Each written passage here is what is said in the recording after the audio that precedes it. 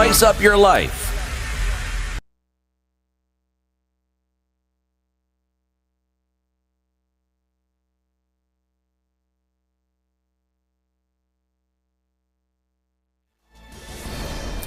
Good morning, this is the Newswire. I'm Edwin Lisamira. In a major win for students who sit KCSE examinations, the government now wants them to pick their certificates from the offices of sub-county directors of education. Education CS Julius Ogamba told MPs that he wants the issuance of KCSE certificates removed from schools after it emerged that principals defied directives not to withhold the papers. It comes amid growing pressure from MPs for the government to compel school heads to release certificates being withheld over unpaid school fees. MPs argue that thousands of former students are unable to secure jobs or further their education because their certificates remain in school custody. But school heads have argued that institutions are owed over 20 billion shillings in unpaid fees, making it difficult to release the certificates without financial implications. Gusii elders have endorsed Fred Matiang'i for president ahead of the 2027 general elections, praising the former Interior CS for implementing measures that enhanced national security during his tenure. In a joint statement on Thursday, the elders, led by former Kisii County Assembly Speaker David Kombo, said Matiang'i demonstrated unmatched performance during former President Uhuru Kenyatta's administration, where he showcased his dedication, competence and vision for a better Kenya.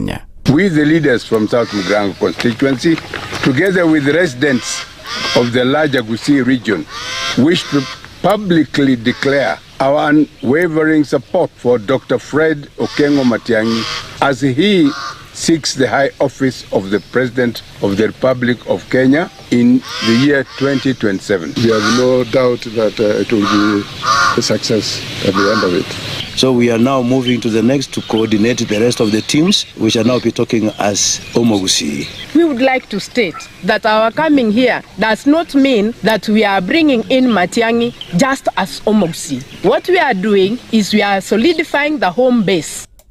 Former Nyeri Deputy Governor Caroline Karugu is among 14 individuals nominated by President William Ruto to serve as principal secretaries in various state departments. Karugu has been selected to lead the State Department for East African Community Affairs under the Ministry of East African Community Affairs, Asst and Regional Development. Dr. Frederick Oluga, who's previously served as Secretary General of the Kenya Medical Practitioners, Pharmacists and Dentists Union, has been selected to head the State Department for Medical Services in the Ministry of Health. Cyril Odede has been nominated to oversee the State Department for Public Investments and Asset Management under the National Treasury, while Regina Okoh will take charge of the State Department for Trade under the Ministry of Investments, Trade and Industry.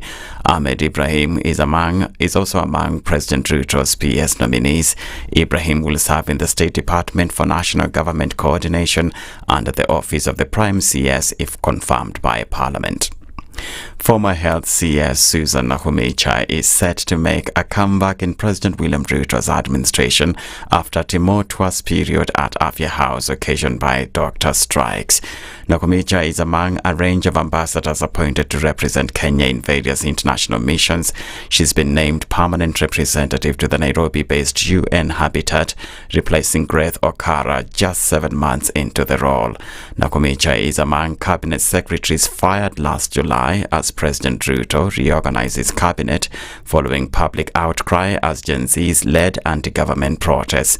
She's previously spoken of the challenges she's faced since her dismissal, calling for prayers as she described the stark contrast between holding a prestigious cabinet position and suddenly returning to civilian life. Bishop, pray for me. You know, it's not easy.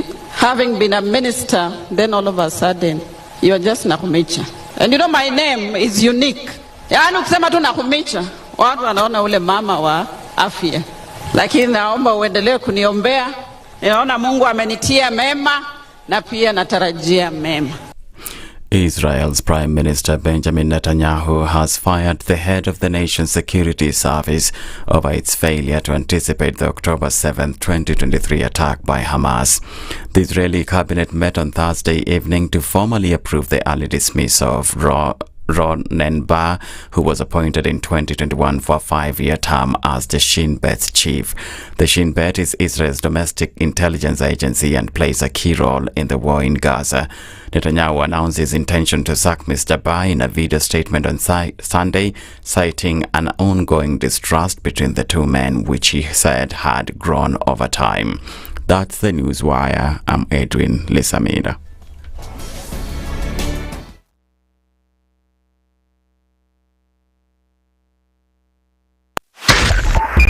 .5 SpiceFM, Kisumu. The following takes place from 6 a.m. to 10 a.m. every weekday on SpiceFM.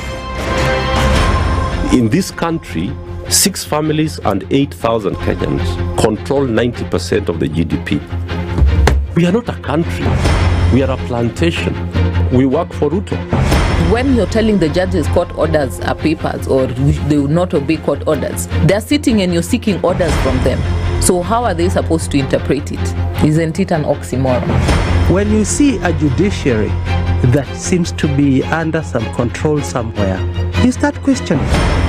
We have very powerful governors, but they don't use their offices to serve the people. If you are not shameful to do what you are doing, why should we protect you? I'm human. Everybody's human.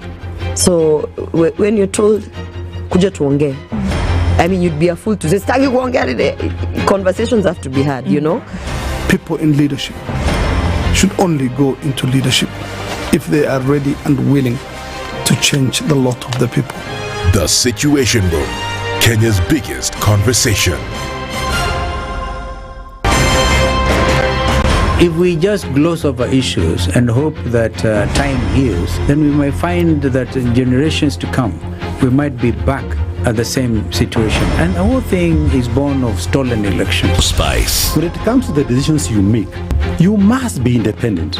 There's no way you can allow one institution to dictate to you how you're going to conduct your operations, how you're going to decide cases.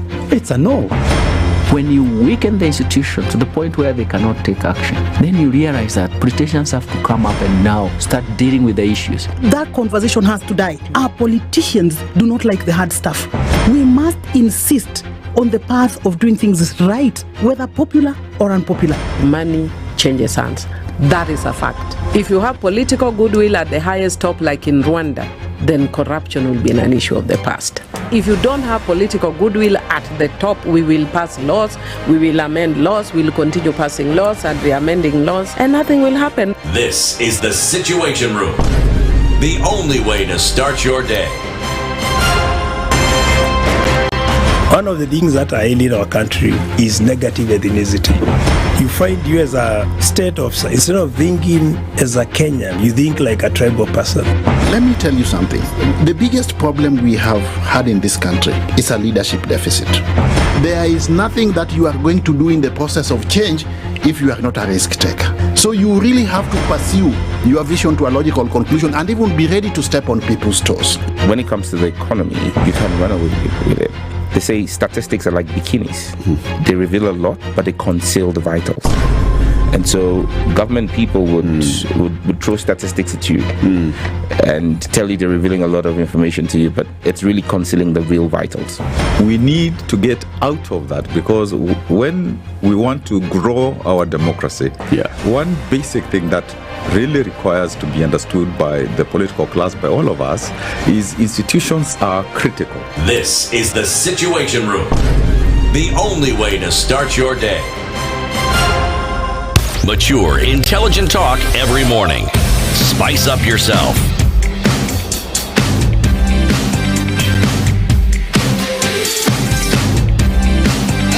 Mornings done right.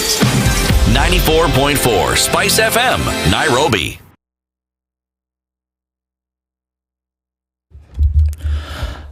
Friday morning, and taking into account what's happening with traffic on the roads this morning, a little bit of it moving in from the thicker superhighway. We'll see some of that right around Survey. Not going to be too heavy now as you get into it. There's some traffic then coming off of the Eastern Bypass, and also some of it coming off of Kangunda Road today.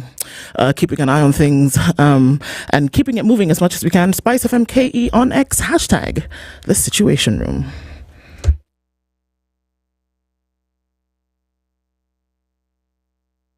Mature, intelligent talk every morning.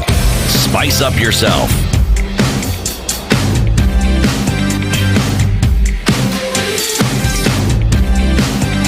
Mornings done right.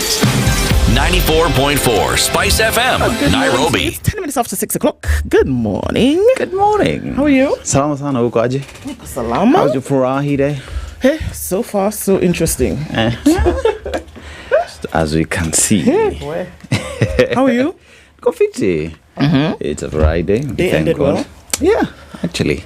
Isha vizuri. We're hoping for some rain, but yeah. Hey, it's coming this weekend, I'm telling you.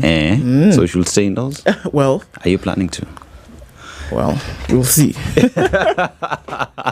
Yeah, but yeah, it's a Friday, new week. A lot of changes that happened yesterday. So, yeah, so good days. The government did the thing. Well, the president did the thing to turn the government on its head. It's interesting because a lot of people will be doing new positions, will be taking on new roles. Let's see how it's all going to work out. It's going to be an interesting time, and seat belts up because it's going to be a wild ride. Just seeing how things are going to change here and there. All right. Well, let's get into it.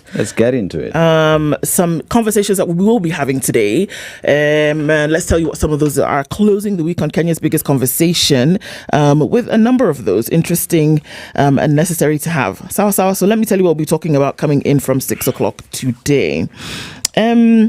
At 7 a.m., we will have a conversation with the Dr. Dennis Miskela. I say the Dr. Dennis Miskela because he is the Deputy Secretary General of the KMPDU, and we'll be talking about why KMPDU wants SHA scrapped. There are a number of conversations around this. There are a number of conflict spots. The union have said, no, we're going to be in solidarity with everybody else. You cannot see us standing in this position. It will be one to listen to. At 8 o'clock, we will talk with Charles Washira and Timothy Etsabo from the Old Mutual General Insurance. We'll be looking at adapting changes in the insurance industry. A number of things have changed over time. How are we then going to be adapting to those changes? And finally, the engineer Peter Kahudhu will join us at 9 a.m. He is the Managing Director, Nyeri Water and Sanitation Company. We'll be looking at efficiency in the water resource supply. So that conversation we will have at 9 o'clock. A number of conversations lined up for today, and already glad that you're joining us in the Situation Room this morning. CT, good morning. Good, Ndu. How are you? I'm all right. Jambo nyingi sana. How are you this morning? This morning I am very good. Thank you. Explain to me. Yes. You know this Americanism of saying I am good as opposed to what the English say I am well. I am well. So at what point am I well and at what point am I good? If you're well, you assume you're good. If you're good, you assume you're well. Okay. Any further questions? No, I've rested my case.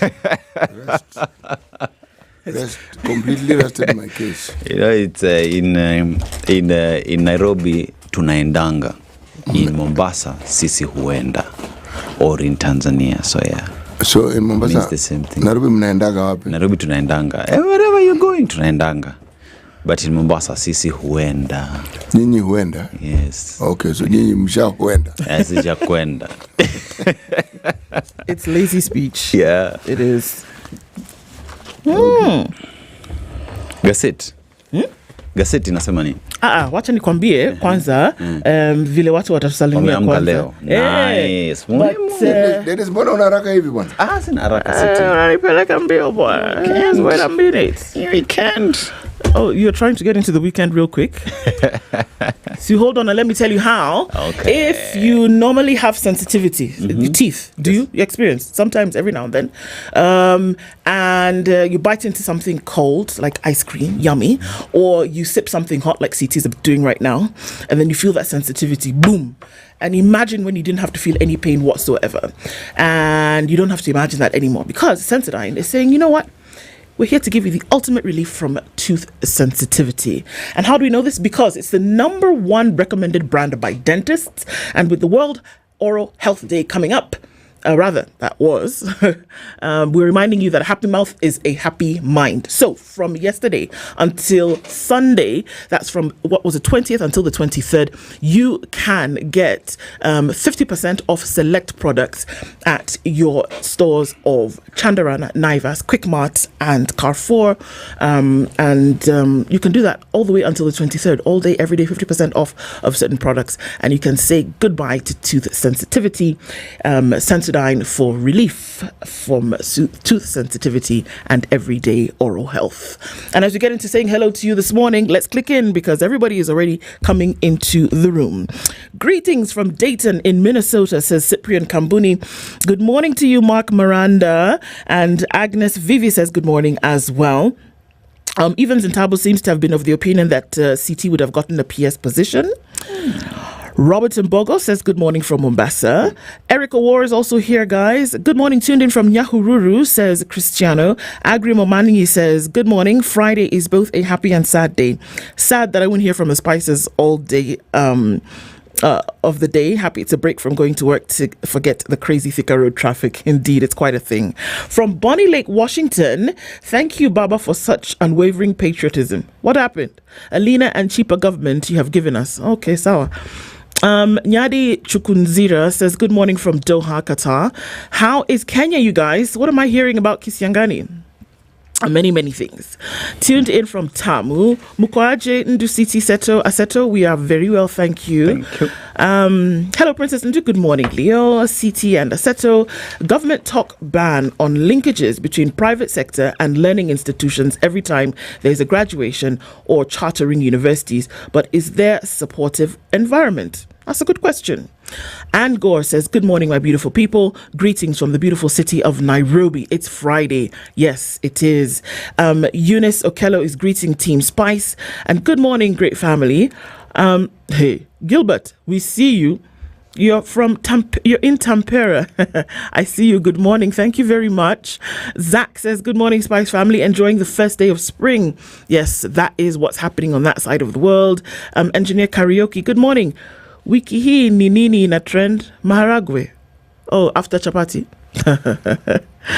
Mashari Anjero says good morning as well, watching from Portland in Oregon. Ivan Omondi says good morning to all Spices listening from the west side of Nairobi. Good morning, Spice family, says Kins and Friends. Francis is also tuned in. Hearty greetings from New Jersey. Good morning from Doha, says Bernardito. Francis Emisiko says good morning as well. Ongani Malala says good morning. Yes, we see all those changes. Dr. Venvik is also tuned in this morning. Nemian Movic says good morning. Good morning, Team Spice, listening in from Lima in Peru. Really, John Gogi, you're in Lima. Yeah. Dennis Dambuki says buenos dias from Birmingham in Alabama. And Willie Kitali says to you three musketeers, good morning. Ndu, do these pastors of celebration churches in Nigeria and Kenya have the same similarities? Actually, a lot of that is very, very similar. Dekines says good morning. Good morning to you. John Gishuki. Josegi is also tuning from Merrill County. Raimtula Omar is tuning from the UK. Ben Otieno is here with us as well. And we see all of you, Maxwell, Martin, and TV, we see you as well. Ndu, ask Aseto kama ameweka mipango ya mikakati kule Vasha. What are those? Mikakati, if I'm planning to go to Naivasha. Are you planning to go to Naivasha for the Safari Rally? No. Okay, there you go. See, there's your answer. The traffic, it's going to be crazy from what I understand, if it's not already crazy, isn't it? Okay, so good to have you guys all in the room this morning. Thank you for always clicking in. And the final day of a proverb CT from Sudan. Yes. Final day.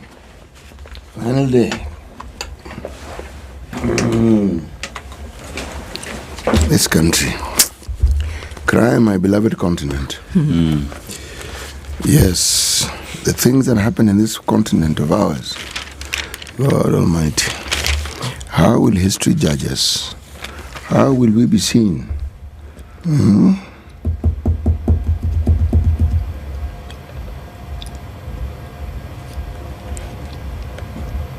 If people's intentions... No, forget the intentions. Today we're going to get the snake out of the pit. Okay, here we go. A gentle word gets the snake out of its hole. Very true. There's a Swahili proverb. Yes. Yes. Nyoka, pangoni, etc., etc. Maneno matamu humtoa nyoka pangoni. Yes, exactly. Yeah. So, Sweet words would always get the snake out of its hole. Yeah.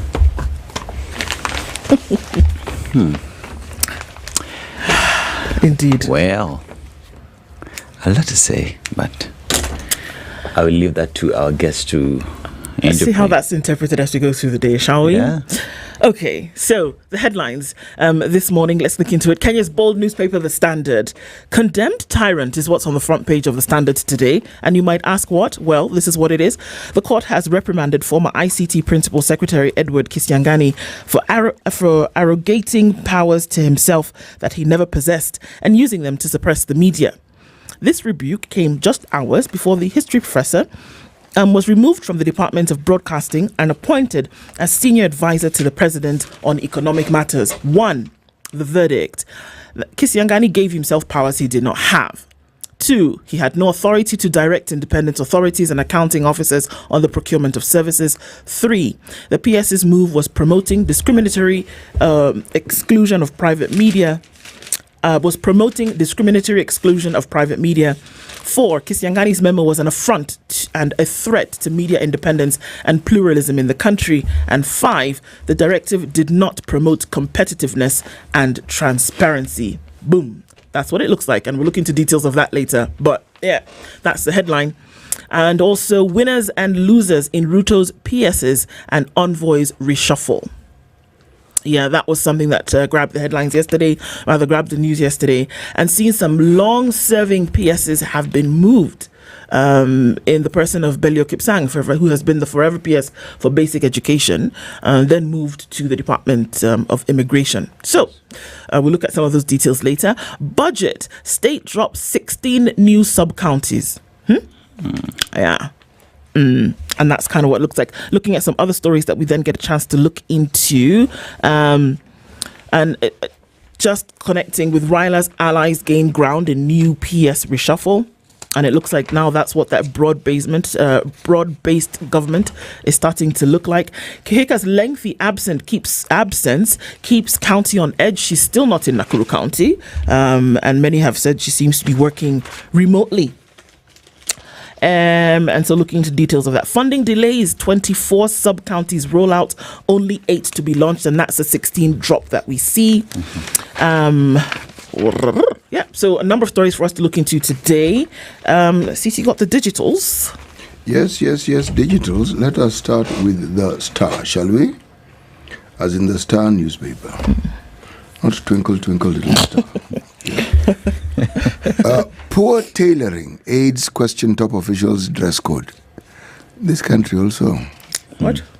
Yeah, there's been a lot of talk, especially on the First Lady's dressing. So, yeah. Oh, yeah. Okay. The aides say, allegedly, that the man cannot take advice on how to dress, which gave fodder for the online chit-chat. Okay? Okay. Speaking in the public eye can be weighty, can be problematic. Gosh. Police officers on the brink of patrolling. What? Police officers on the brink, patrolling age of distress. Officials say rate of depression in the service is worrying. It's worrying. I would use the word alarming. Okay? Alarming is more like it. Kenya's child welfare in deplorable state lobbies. Okay? Welfare Society, children's blah, blah, blah, blah, blah, in deplorable state. This is not something that is current. The state has been questionable for a long time. But now it comes out that it is not just questionable, it is deplorable. State to spend 2.5 billion on new administrative units. Okay? Bill before Senate rests National Assembly powers. This one means a fight is in the offing. People are going to be disagreeing nicely, and we will see the fight spew into the public domain between the two houses. Mentality monsters. This is football. Stars draw 3-3 with Gambia. It's football. Okay? Right. Now that is the Star. Now let's talk about Business Day, shall we? And let's see what Business Daily has to say today daily. The CEO with 3 degrees but 1 mission. Okay? There's this CEO who we've hosted on a number of occasions. CEO, the guy in charge of movies. What's that thing called? Kenya Film and Licensing. Ezekiel? Not Ezekiel. No, Ezekiel. Oh, yeah. What's his name? Try again. Kenya Film and Licensing. Yes. Kenya Film and Licensing. Yes. It's called Timothy Odhiambo Owase. Owase, yeah. That is his name, isn't it? Yes. What did he do? He has many degrees. Oh, that's the story. Mission. Yes, but one mission. Stories about him, the things he does, the things he has not done, etc. Traders to report cash sales of gold. Bless you. Bless you. To report cash sales of gold above 1.9 million. Okay, you know this story. So before, what were they reporting? And this gold, we sell gold here. Okay, fine. Middlemen. So essentially, if it's below 1.9 million, I don't have to declare. Yeah. So what stops me from selling many units of 1.9? Just 1 million. You could also just do 1.89 because they don't round it off to the... Yeah, you see, now in Kenya. Retirement Benefits Authority boss Charles Mashira on juggling reforms in the pension sector. Okay, so the pension sector needs what? Reforms, isn't it? Everything in this country needs reforms. Right, now, bang in the middle of this particular paper, rich investors gain 147 billion windfall on Ruto's tax-free bonds. They are tax-free bonds that the government issued, and people have made money from it because you make money, that is what is taxed. If it is tax-free, it means you buy the bond, whatever you make, it will not be taxed. That's why it is called tax-free bond. And that's why you make money. That is the Business Daily. Right. Let me tell you what's on the front page of the Nairobian today, shall I? Yes. Or you want to do it, Dennis? No, go. you go. Okay, the Nairobian. Drag queens, 1,200 jailed and face death abroad. Now, promises of wealth from notorious local drag lords to high-profile international arrests, the nation continues to grapple with the reality of being both a transit hub and a marketplace. Promises of quick wealth trap many, living lives ruined while authorities fight a growing drug crisis. And Kawira Mwangaza, Meru men ganged up against me. I think she's talking about the county assembly and also the leadership from the region. And county scandals, Homa Bay chief of staff dismisses sex claims. And cut crisis, time to tame rowdy Mkokoteni pullers. There has been talk about giving them number plates and whatnot on cuts in the CBD. This is all just trying to organize the city to look better. And the Beta Pierre McKenna addresses betrayal. That is on page 25. And Major Showdown as new Grand Slam Track League kicks off. Yeah, that's on the front page of the Nairobian. Okay, it is Friday. It's Friday. And looking at some things. So let me look at one story before we take a break and look at traffic, shall we? Okay, yes. So winners and losers in Ruto's PSs and Envoys reshuffle. We might not be able to get through the details of discussing that, but let's look at this one. State plans to move custody of KCSE certificates from schools. It's a big one. The government is planning to have Kenya Certificate of Secondary Education exam certificates picked from sub-county directors of education offices rather than schools. So you should be able to go to the education sub-county office as opposed to go to your school to get it. Education Cabinet Secretary Julius Ogamba told members of Parliament that he wants the issuance of KCSE certificates removed from schools after it emerged that principals defy directives not to withhold the papers. That principals have actually been holding them and not not been giving them to the students until they're saying, you know what, this is enough. Take them to the sub-county offices and we'll deliver it and we'll sort it out from there. This development comes amid growing pressure from MPs for the government to compel school heads to release certificates being withheld over unpaid school fees. The MPs argue that thousands of former students are unable to secure jobs or further their education because their certificates remain in the custody of schools.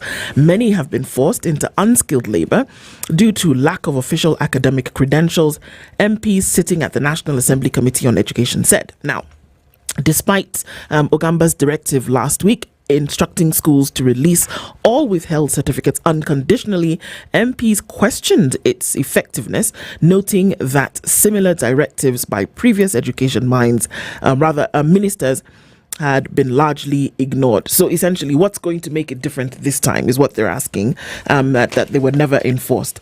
Ogamba seems to be of the opinion that, this suggestion will then be enforced if you give the go-ahead for it to be done. Then begs the question, why not give a child or a student their certificate? Why hold on to it? Let me also just throw something in the works. We pride ourselves on being a digital savvy economy. How about the NEC just comes up with a policy or a way of you as a student can get into the portal, put your details in there and get the certificate. The only thing now is the credibility of how to print it and whatnot. Exactly. But it can be done on the digital platforms. Exactly. So, they have a website. They can. Yeah. They can actually do it. Okay. Well, it'll be interesting to see if it passes and what can be done with it. Let's take a quick break and see what's happening with traffic, and then we'll come back and continue. And also weather. It's going to be raining this weekend. It'll be interesting for the rally if it does. And we'll come back and look at some of these stories in detail. Good morning. It's 29 minutes to 7. This is the Situation Room, the only way to start your day. The weather with SpiceFM.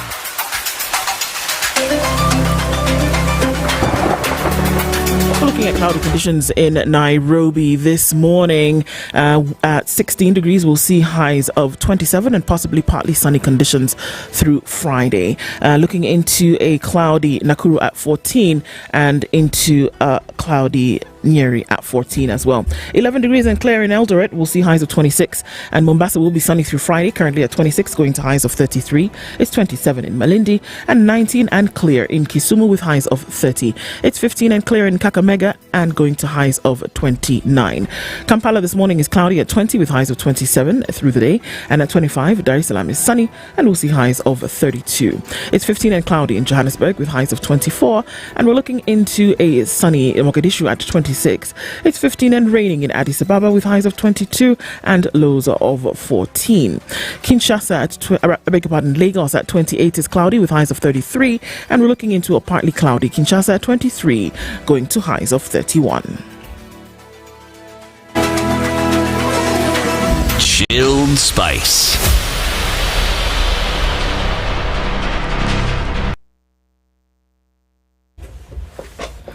As it normally is Friday, not much happening in terms of traffic, at least not at this hour. Just a little bit of traffic as you get towards the Pangani underpass coming off the Thika Superhighway. But before that, you will come in easy, not a problem. And other parts of the city as well, even Kangunde Road, just a little bit of traffic as you're going in and outbound from Jiro through towards Outer Ring and in the other direction as well.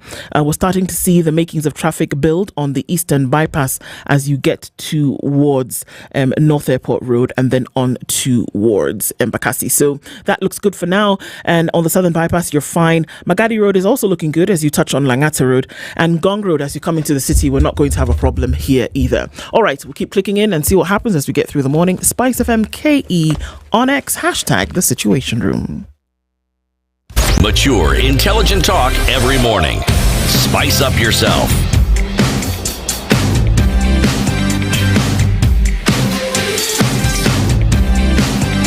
Mornings done right. 94.4 Spice FM, Nairobi. Okay, so looking at some of those stories at 26 to 7. Winners and losers in Ruto's PSs and Envoys reshuffle. Now, many said this was coming. Was it expected at the time that it was? Who knows? But the story and the headline that it's taking is that Raila's allies gain ground in new PS's reshuffle. Former Prime Minister Raila Odinga has won big, he's calling it a win for him, in the latest shake-up of secretaries as some of his allies landed nominations as heads of newly created departments. This is as former ICT Principal Secretary Edward Kisiangani, infamous for repeated attempts at curtailing media freedoms, was sacked and reappointed as a member of President William Ruto's Council of Economic Advisers. Kisiangani fell hours after the High Court found that he had acted unlawfully by denying some sections of the press government advertising through a memo that directed all adverts to be channeled to 2 media houses. He will be replaced by Stephen Isaboke, a top executive at MultiChoice. Boniface Makoha replaces James Mohati in the Economic Planning Department, with Regina Ombam taking over from Alfred Kombundo in Trade.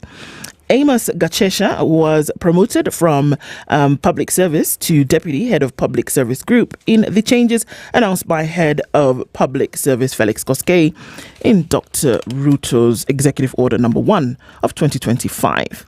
Now, Koskei said these changes are driven by the need to harness the opportunities within emerging sectors of the economy, as well as to address challenges affecting Kenya's social fabric.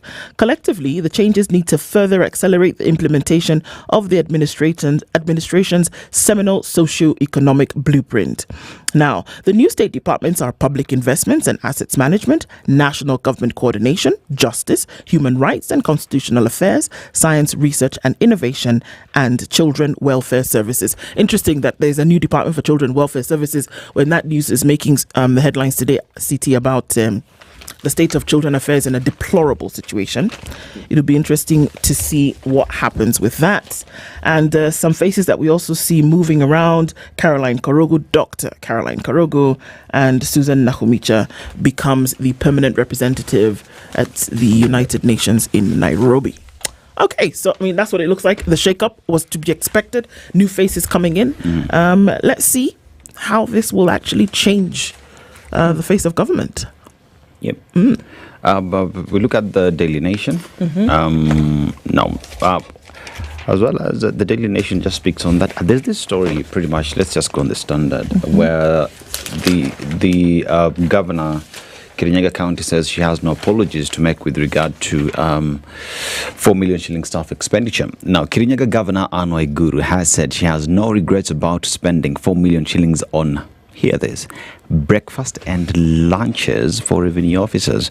Now, the governor, who was recently summoned by Senate to clarify her county's financial expenditures, described the spending as necessary. Speaking during the launch of the digitization of health services in Kudus, Waiguru said the amount was an incentive for revenue collectors.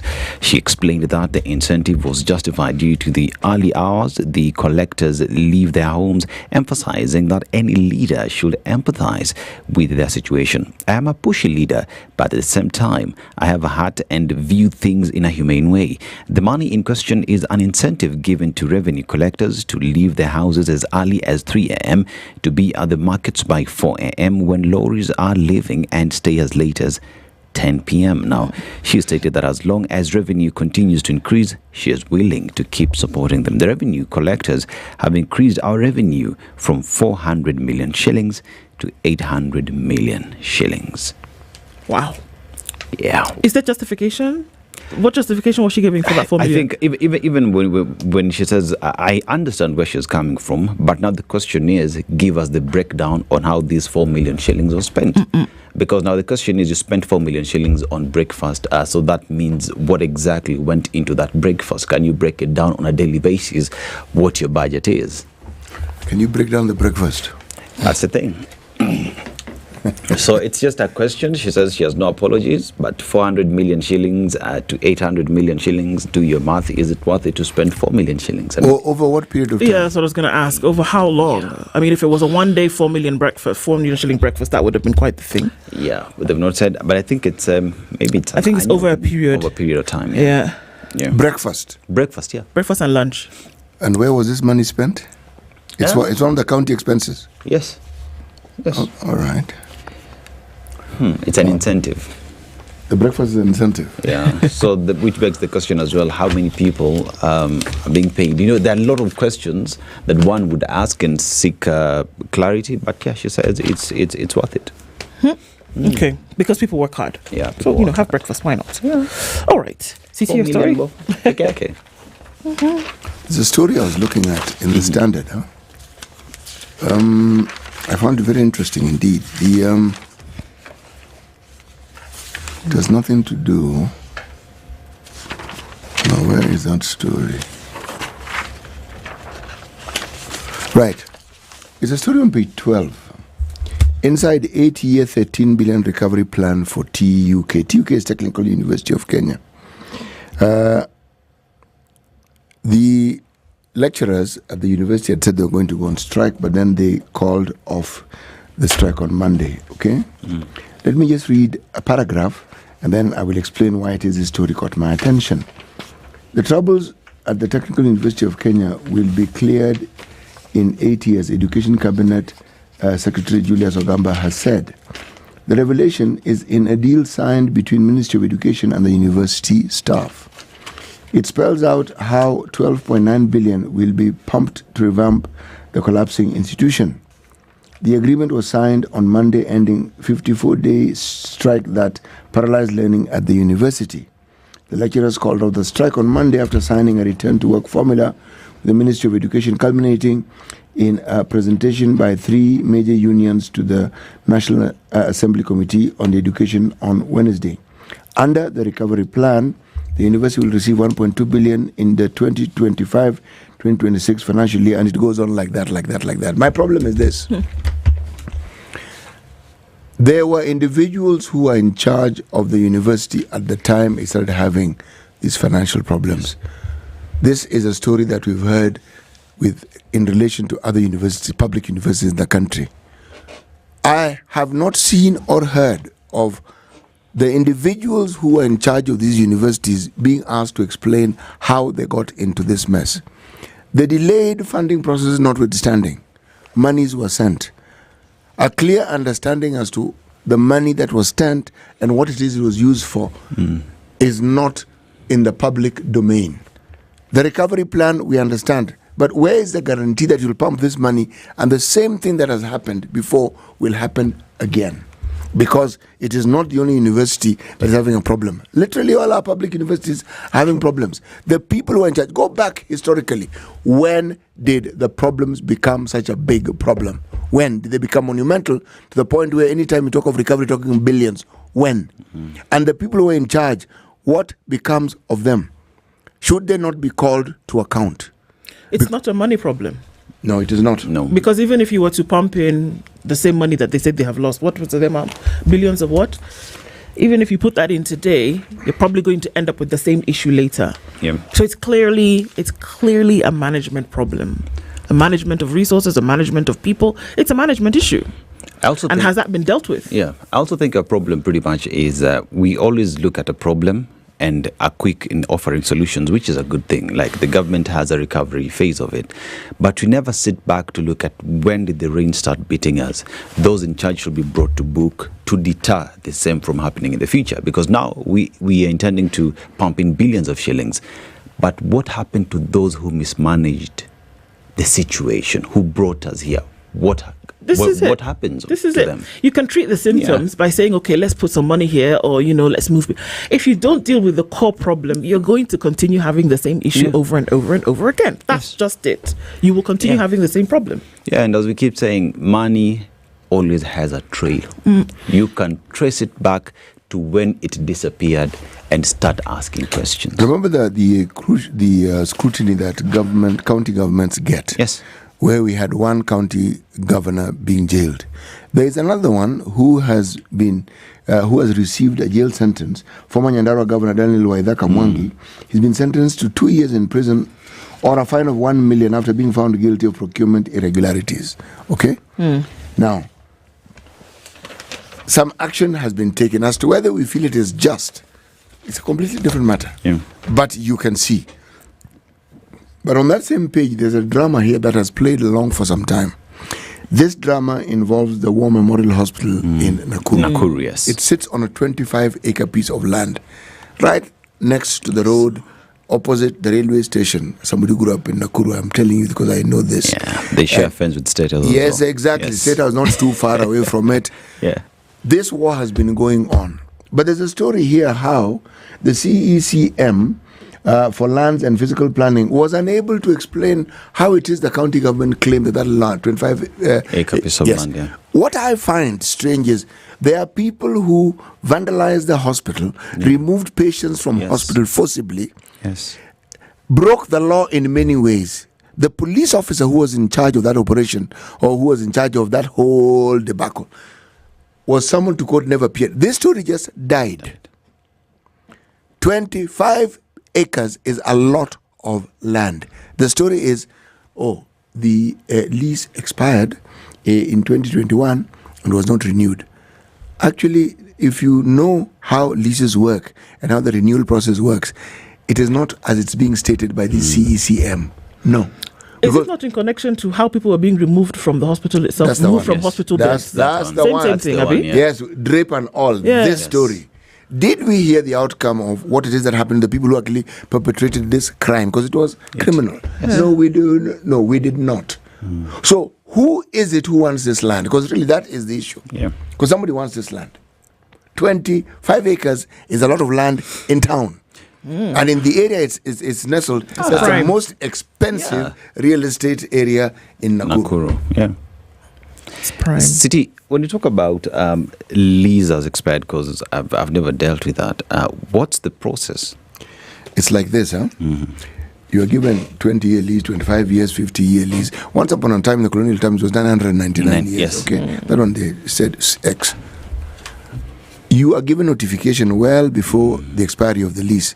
And the person who has the first option to have the lease renewed is the person to whom the land was leased to in the first place. Yes. That's how it works. And it goes through a process. There are claims in this article that process was frustrated. And then they pronounced and said it has expired, so it automatically reverts to the county. But there's no documentation. Yes. Documentation was asked for in the court. There is none. Yeah. And the CECM couldn't explain, and in a manner that could be understood, the difference between land owned by the county, land owned by the national government. Let me read what is quoted as having been said by him. If the land has a hospital or market under the devolved function, then we can say the land belongs to the county government. Sorry? Sorry? No, honestly, I need you to, please. If the land has a hospital or a market under the devolved function, then we can say the land belongs to the county government. How can you say? As I said, he was not able to. When pushed further, he said, we relied on information given to us by our colleagues who handle these things. He had not even done a search on that land to find out who owned it, who the directors were, etc. He had not. Yeah. But he came to court. Why have I chosen these stories? How we focus on things that are more an indication of a symptom than of a problem. How does somebody get to appropriate a facility that benefits the public like this to themselves? How? And you see, the reason why CJ was actually even asking for the procedure is this is what you say in court, but there is a clear way, including documentation, on how that happens. Did you notify them? Did they respond? If they didn't respond, what other actions did you take? Did you notify them that you're now reclaiming this land because you failed to? You know, all those documentations are things that the county itself should have. They should, and it has a board of directors. Yes. And they are fairly eminent citizens of the county. Yeah. These are people who know what ought to be done, and they didn't start being directors day before yesterday, okay, or last night. They've been there for a long time. They know, okay? You know, I grew up in Nakuru. So, I understand, and I know where that hospital is nestled. It offers a much needed service to the county. What I don't get is the level of impunity where somebody can hire goons to remove patients from hospital beds. Hey, yes. I mean, just wake up one morning and decide we're taking this thing over, and whatever is in the way, we're going to get rid of it. Why? I mean, and the people who are sick, the people who are on death. Have you ever heard of such a thing? And the people who did this, one doesn't hear of anything that actually happened to them. Yeah. We don't hear. Yeah. How? In this country. Yeah. See, now that's why the matter is in court. The judge will make a ruling or a decision on that. But let's take it further to go back and deal with the problem, CT. You know, this matter is in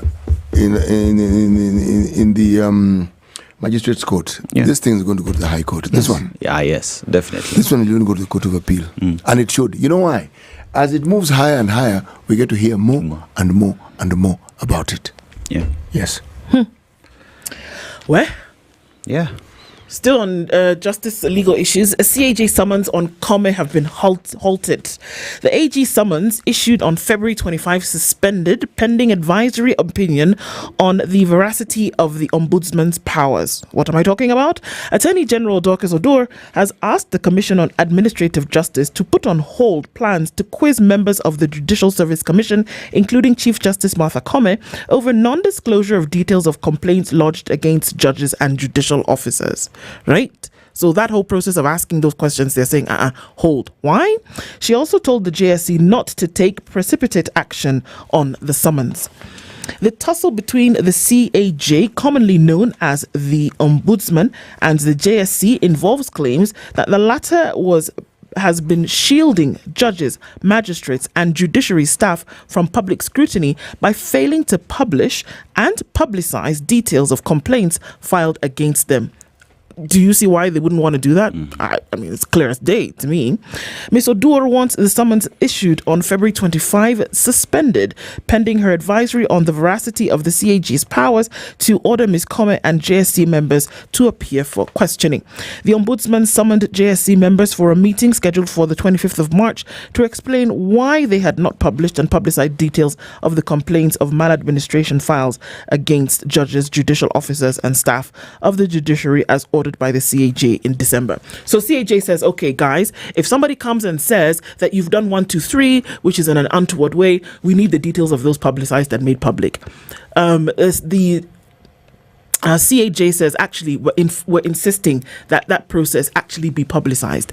In comes the Attorney General and says, actually, you know what, we're asking that you halt this. We shouldn't have to ask questions about why we're halting it either.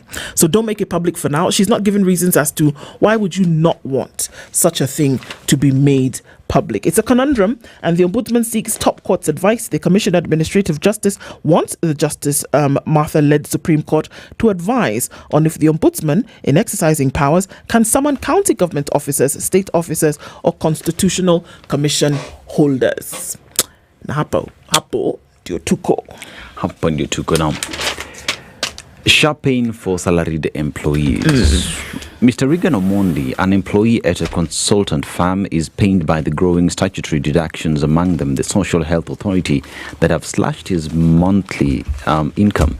An analysis of the February 2025 payslip reveals that he earned a gross salary of 250,600, but only took home 63,104 after the numerous deductions. Now, in total, his paycheck saw 187,000 shillings, 495 deducted, including 6,875 that went to SHA, 4,320 for NSSF, 3,750 housing levy, and 60,582 in pay tax.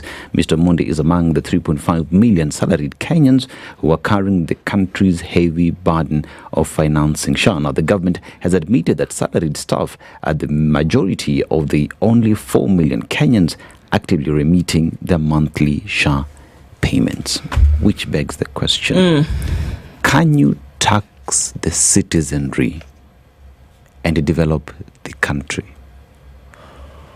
Tax them to the bank. You know what I mean? You can never reach economic development via taxation. Yes. It has never happened anywhere. You can run country governments. You can run certain things like, the development and maintenance of road infrastructure. You can pay salaries and recurrent expenditure. You can do the things to essentially keep the lights on. That's what taxes are meant to do. But in terms of economic development, where you're going to go into wide, broad industry, manufacturing, you can't get that from taxes. You can't make sure that development infrastructure runs. It's just number one, it's not efficient. Number one, it's not sufficient, and number two, it is not efficient.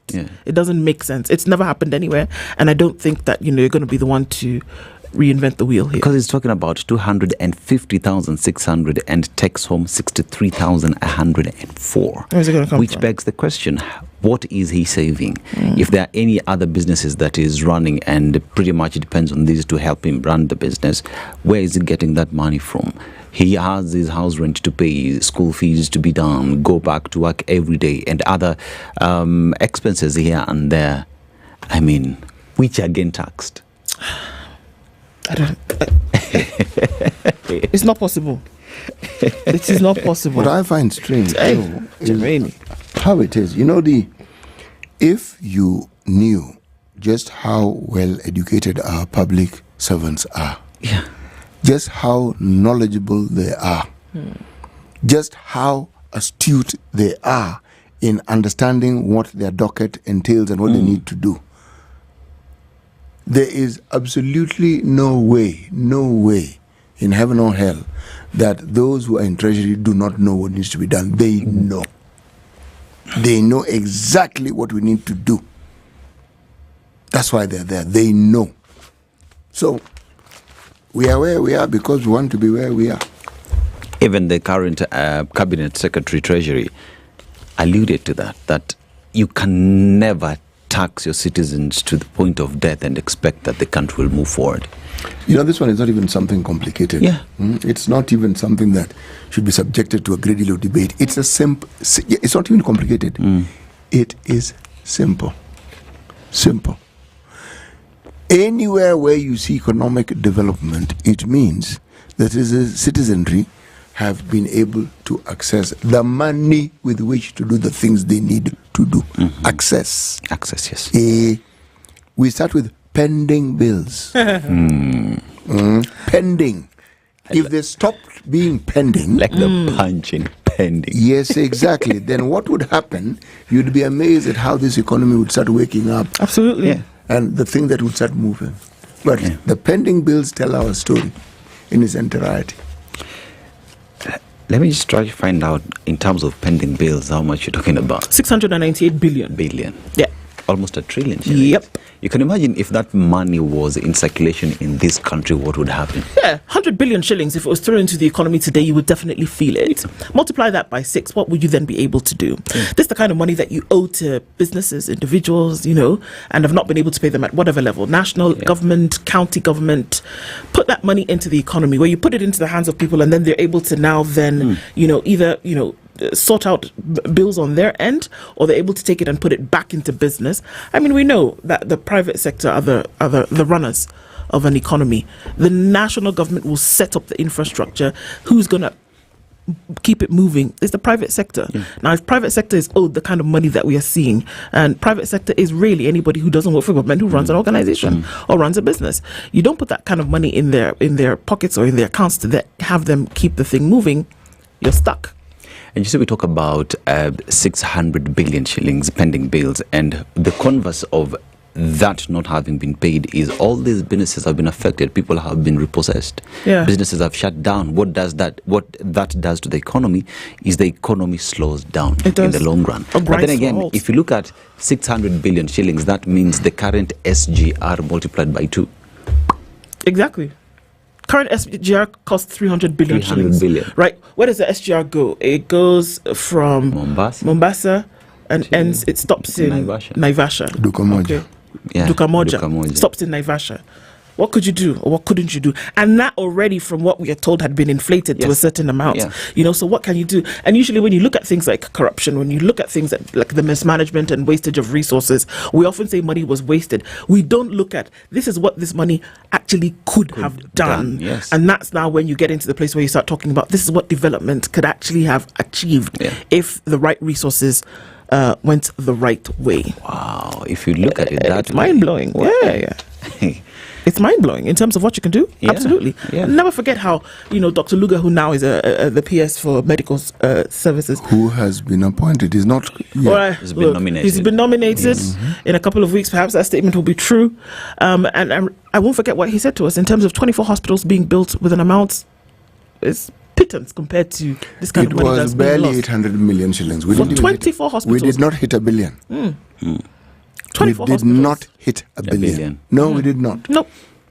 24 hospitals, and you were looking at your basic facility whereby it was a plug-and-play facility where you would come in and plug in your machines and you put in your individual staff to work. So these things are possible when you look at the numbers like that. Had not hit a billion, and that can actually be done. What can you not do? You remember the other day we were also just doing our mathematics in studio with regard to what 140 million shillings can do. Yeah. Now extrapolate that into the 600 billion and give that to the counties and let it just work. True. Those are some of the pain points that we look at. So oftentimes when you talk about what can be done and what you can do, that's when you see the magnitude of, what has been lost. And then for you to realize and say, okay, perhaps this is where you now need to start taking some steps and moving them in the right direction, because honestly, you cannot continue like that. All right. We're getting into a conversation with Dr. Dennis Miskela, who is the Deputy SG of the KMPDU, and he'll be with us at 7 o'clock. Good morning, 7 a.m.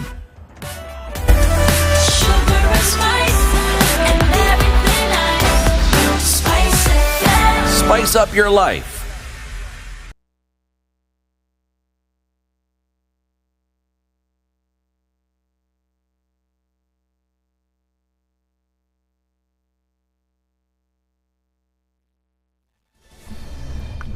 Good morning. This is the Newswire. I'm Edwin Lisamir. President William Ruto has created another state department in the Ministry of Education as he made the third major reshuffle in his administration on Thursday. The president named Professor Abdul Razak Shaukat as the principal secretary in the new department, mainly charged with research and innovation in the country. This means that the ministry will now have 3 PSS. Nominated Senator Gloria Uroba is set to regain access to hefty perks and other personal benefits enjoyed by legislators after she agreed to apologize to the House over allegations of sexual misconduct she leveled against her colleagues in 2023. On Tuesday, Uroba returned to the House from a 30-day suspension, but she walked out of the chamber in tears after she declined to read an apology that had been written by the House, saying it was self-incriminating. Uroba returned to the House on Thursday and read the pre-prepared apology, saying she'd reached the decision after consultations in and outside the Senate. I, Senator Gloria Uroba, hereby tender my unreserved apology to this Senate, honorable senators, clerk of the Senate, and the Secretariat of Parliament for having acted in a manner which pursuant to Section 16E, I therefore beseech to be admitted to the chamber. I thank you. Then submit. Senator Gloria, you are hereby admitted back to the chamber. Kirinyaga Governor Anne Waiguru has defended our administration for spending 4 million shillings on breakfast for revenue collectors after the County Public Accounts Committee Chair Senator Moses Kajwang put the county on the spot over the amount. Waiguru said the revenue collectors work outside normal office hours, noting that they earn a paltry 15,000 shillings per month. That 4 million they are talking about is 4 million for the entire year for our revenue collectors. These revenue collectors, we only pay them 15,000 shillings per person. Sasa nataka muniangalie 15,000. Alafu wakote pesa ifike 700 million shillings. Now they have to be at the market at 4 a.m. Lori zikiingia, zikiweka mizigo wachukue tax. And then you tell me I don't give them a supplement to have breakfast. I have no apologies to make about that. Because I want this staff to work.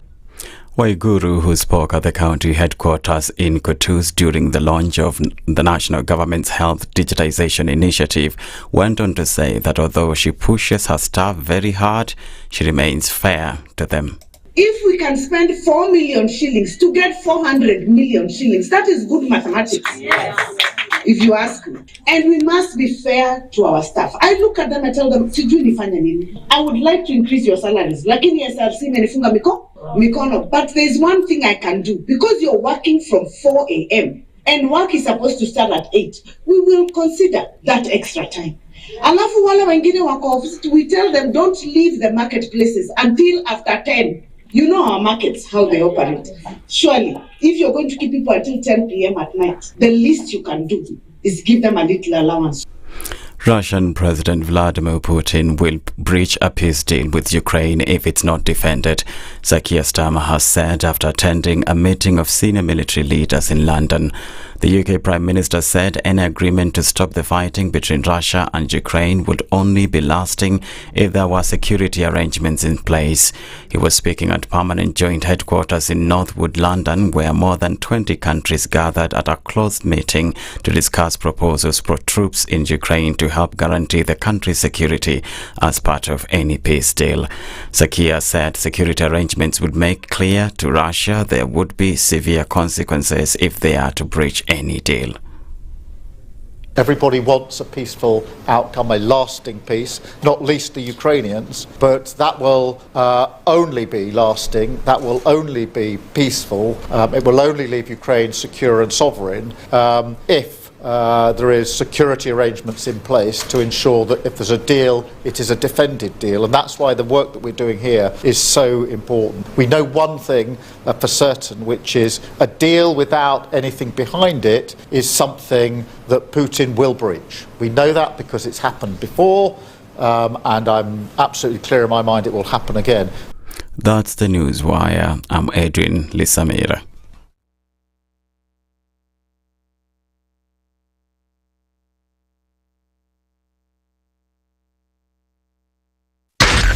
SpiceFM, Nakuru.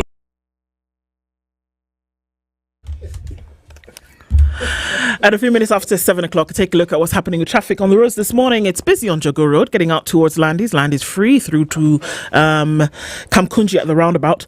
Gong Road is going to have some traffic coming in from Naivasha Road, touching right around Junction and then heading out past Prestige and then through towards Valley Road. So that Valley Road is taking off some of that traffic that's coming off of Gong Road. On the Thika Superhighway, it's increased now, inching closer in the other direction towards Allsops, and there's traffic coming through bumper to bumper right around Survey. In and outbound traffic also bumper to bumper status on Kiambu Road. And here we are coming off of Limuru Road with some traffic as well. Heavy coming through towards the city. And apart from that, I think we're just climbing into it. We're going to keep an eye on things and see as we progress this Friday morning. SpiceFM, KE on X, hashtag the Situation Room. Mature, intelligent talk every morning. Spice up yourself.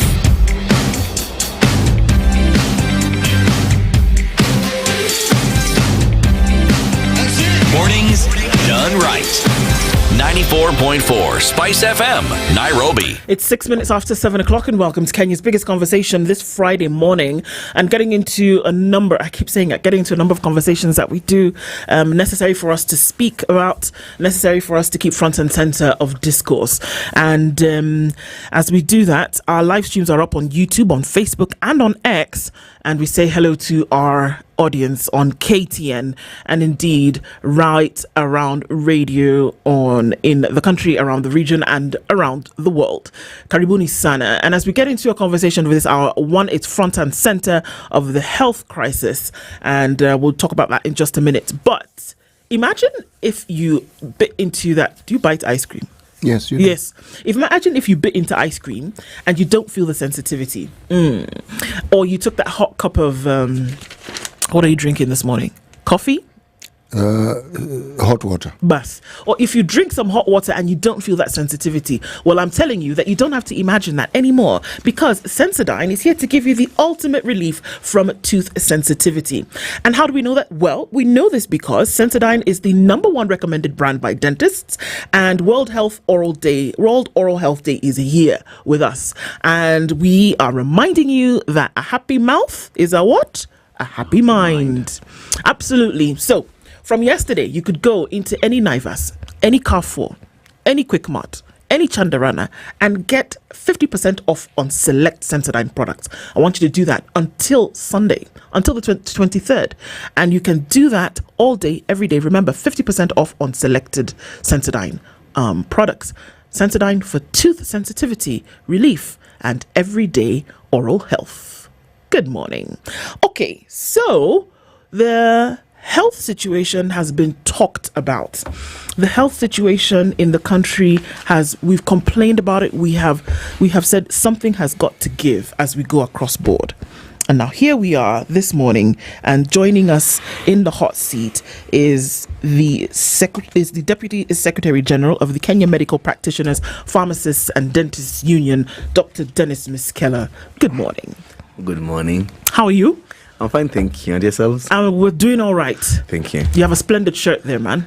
Asante sana. Yes, we are promoting Kenyan designers. You always represent, and we like it very much. Yes. Yeah?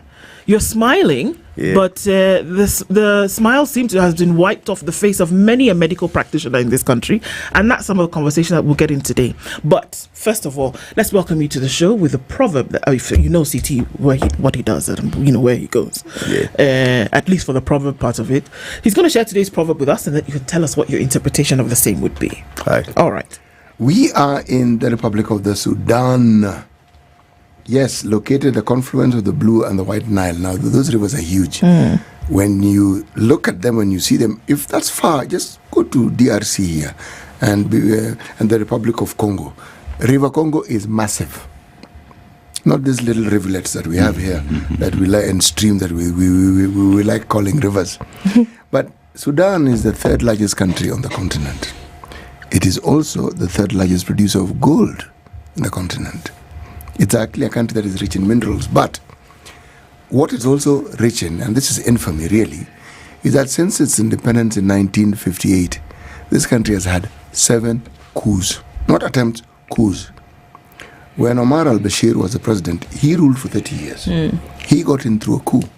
Now, as we speak, there are over 1 million people from Sudan who are now in southern Sudan as refugees. The cost of human lives is immense. It's not one of these things that you want to talk about, but you must, because by the time a continent has a region that is referred to as the coup belt, it tells you that the thing that characterizes certain regions in this country is the constant coups. But the coups don't become a thing on their own. No. Before coups, there are usually not just misgivings. There are murmurs, there are complaints, there are dissatisfactions that are prolonged for over a long period of time. And then the military has an opportunity to now take over. Then the dance begins. Because getting out of that is difficult. Just look at the country of Nigeria and how long it took for them to actually get out of that to the point where you actually have civilian presidents. We forget, many of their presidents were actually military men. They were generals who actually took over. It is not something that one wishes for.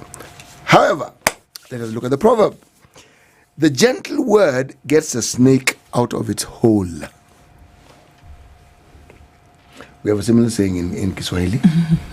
But this is the Sudanese saying, a gentle word gets a snake out of its hole. Doc? Yeah.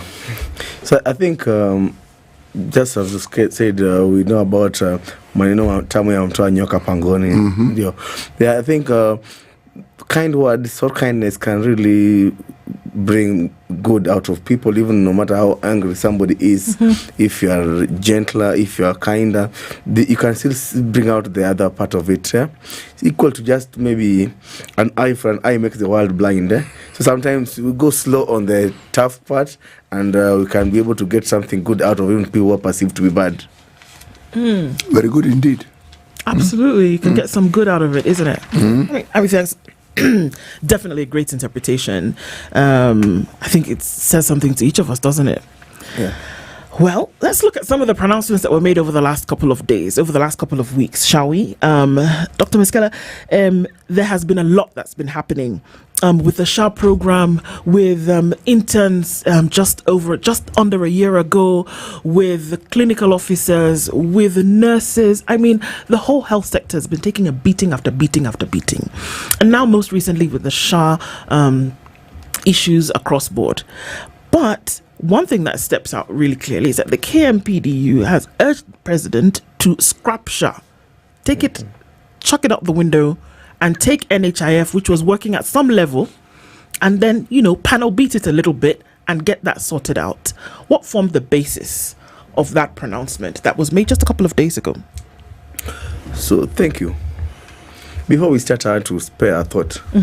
Spare a thought for the patients who have lost their lives because of inability to access the care that they want. I want us to spare a thought for that border rider who has lost their limb because when they broke it, they couldn't afford the care that needed to salvage that limb. Let's spare a thought for that mother who has lost her kidneys or her eyes because of diabetes and she couldn't get the care that she needed. Or the child who had to die because they couldn't afford the bill. Let us spare a thought because many a times when we are discussing healthcare and the politics of it, we think that just another story of economy, education, bad roads. No. A bad road can be fixed in the next budget. The economy can be fixed over time. That school capitation delayed can be sent next term. But a life lost can be regained. And that's why when we talk about healthcare, we have to really think, knowing that we are racing against time. So that anybody telling you to wait as things will settle down, treating problems, not that the woman was woken up this morning somewhere in Kawangware with a sick child running fever, and she probably does laundry in Kilimani, and she has to choose whether she'll go to the hospital or go for work first. She goes to the hospital first, they'll sleep hungry tonight. She goes for work first, the baby will die. Either way, she's doomed. Those are the issues we are, majority of Kenyans contend with. 6% of Kenyans undergo catastrophic healthcare expense. That's around 3 million of our countrymen and women who have to sell the only cow they milk, sell the only land they till, so that they can try and attempt to cure their loved one of cancer or of whatever condition that it is. So when we come out as KMPD and say, hey, let us step back and see how we can save the day. We are not saying it out of malice. We are not saying it out of politics. We are not saying it out of just the need to inject. No. We are saying it because every single day as healthcare workers, we are confronted with the realities of a failed healthcare system. And nobody goes to work, nobody trains for 6 years as a consultant, as a doctor, and 7 months as a consultant to watch patients die, to see mothers die because this teenage girl who got pregnant doesn't have an ID to register for SHA. Nobody wants to see somebody dying because they could not afford. And that's why we're saying that, yes, we are not naive. We know that NHIF was a law that was repealed, and now we have the Social Authority Act. Yeah? But law is made for man, not man made for law. And we must never allow the law to tie us into knots that the law won't untie. Doc, as we talk about the situation in our healthcare system, we look at the issues that have been raised by KMPDU over time. You know, we talk about issues to do with the collective bargaining agreements that have not been honored. We talk about the agreements with regard to the intern doctors and the salaries. It was reduced without consultation. We talk about a doctor who's offering services at Kenyatta National Hospital, and they are unable to get the very same services that they are offering. Now, today we talk about SHA. Hospitals, today is 21st, the faith-based hospitals have threatened to down tools. Just why does there seem to be rigidity from the government side to listen to stakeholders? Yeah, you know, I keep on saying that this thing called UHC, sometimes we call it Taifa Care, it's simply people want that when they fall sick, they get the health care that they deserve, the highest attainable according to Article 43, at the time that they deserve, because health has a time factor to it, in a hospital near them, at a cost that they can afford. We were told that when they're pushing for SHA and all of that, there was going to be free health. But there's nothing like free health. Somebody must pay for that health. Whether you are paying it through your taxes, whether you are getting it through donor support, whether we are doing it through out of pocket or private insurance or the social insurance, somehow somebody must pay for it. And when you look at the pillars of the UHC, there's the part that of the infrastructure, the hospitals, the buildings. As Kenya, we have even surpassed the WHO infrastructure GDP ratio, where the numbers of the population, we have built so many facilities that we are building more. Of course, for obvious motivations that kickbacks and construction contracts. Yeah? 1. 2, the other pillar is that you need the health products and technologies, the drugs in the hospitals, the theater equipment, the labs. We saw with the equipment, they had the managed equipment scheme, which was a scandal on its own. Yeah, we now have another one now, which the county signed again, where they're going to be outsourcing for services. Yeah, we have had camps are being reformed and all that. So on that bit, they are doing well. Yeah, the other pillar is human resources for healthcare. The workers that, after building that beautiful facility, they won't treat patients in those buildings. You can treat a patient under a tree and they'll still get well. But a building won't treat a patient. You have seen the police hospital along Bagadi Road. Yes. Yeah? Under that footbridge. Beautiful facility, but dead as dodo. Because there are no healthcare workers in it, right? So after, you have to hire people and a proper skill mix. You can't just hire all doctors and leave even a cleaner. You need everybody the right skill mix to be able to offer that service. Yeah, when you buy that machine, you must have somebody to operate it. Not like in Homa Bay, where they bought a very nice MRI machine with no radiologist to operate it. So how does that work? Or in Embu, where they had a very nice renal unit for 2 years. There was no nurse or physician to run the renal unit. Yet it was already set up. So you must have HR, and that's the challenges you're having now. The strikes, the unrest, they don't help anybody. And finally, all those things must be financed. And that's where SHA was supposed to come. How do we finance our healthcare? How do we save the 3 million countrymen and women who have to sell something or who have to die or lose limbs because they can't afford healthcare? Why would it work in the manner it did under NHIF, Dr. Miskela? Because to an extent, I mean, it did. That you could go to hospital and you knew that NHIF would cater at least for certain things. You knew there were some people who would go into hospital for whatever reason and NHIF would cater for the entire bill. So why would it work and then not work to the extent that it should efficiently under a new system which was supposed to be better, it was supposed to be more, inclusive? What's the discrepancy from a doctor's point of view? Yeah, I don't want to sound like I'm still stuck or hung up with the nostalgia of hippies and Zilizopendwa, but I can tell you for free that my children, my daughters and son were all born in a city facility, high-end hospital, and NHIF paid for that. There you go, okay. My mother, her life was saved by NHIF, and she lived, she's alive up to now because of NHIF paid for that. And so many more Kenyans will tell you that. And there's no rocket science around it. Kenyans don't need to be threatened, coerced, or even massaged by politicians to register for any health scheme. As long as it is working, they will join it. I worked in hospital where women just need to, I'm a gynecologist by profession and OBGY, yeah? And they just need to come in labor, deliver, we just ask for your ID, we register you for Linda Mama, and you go home. Now I'm told that women are missing care because they cannot, and the SHA system is hanging. Yeah, people knew that all you need to do was just pay your 500 shillings, simple, no means testing, blah blah blah. Just pay, you go.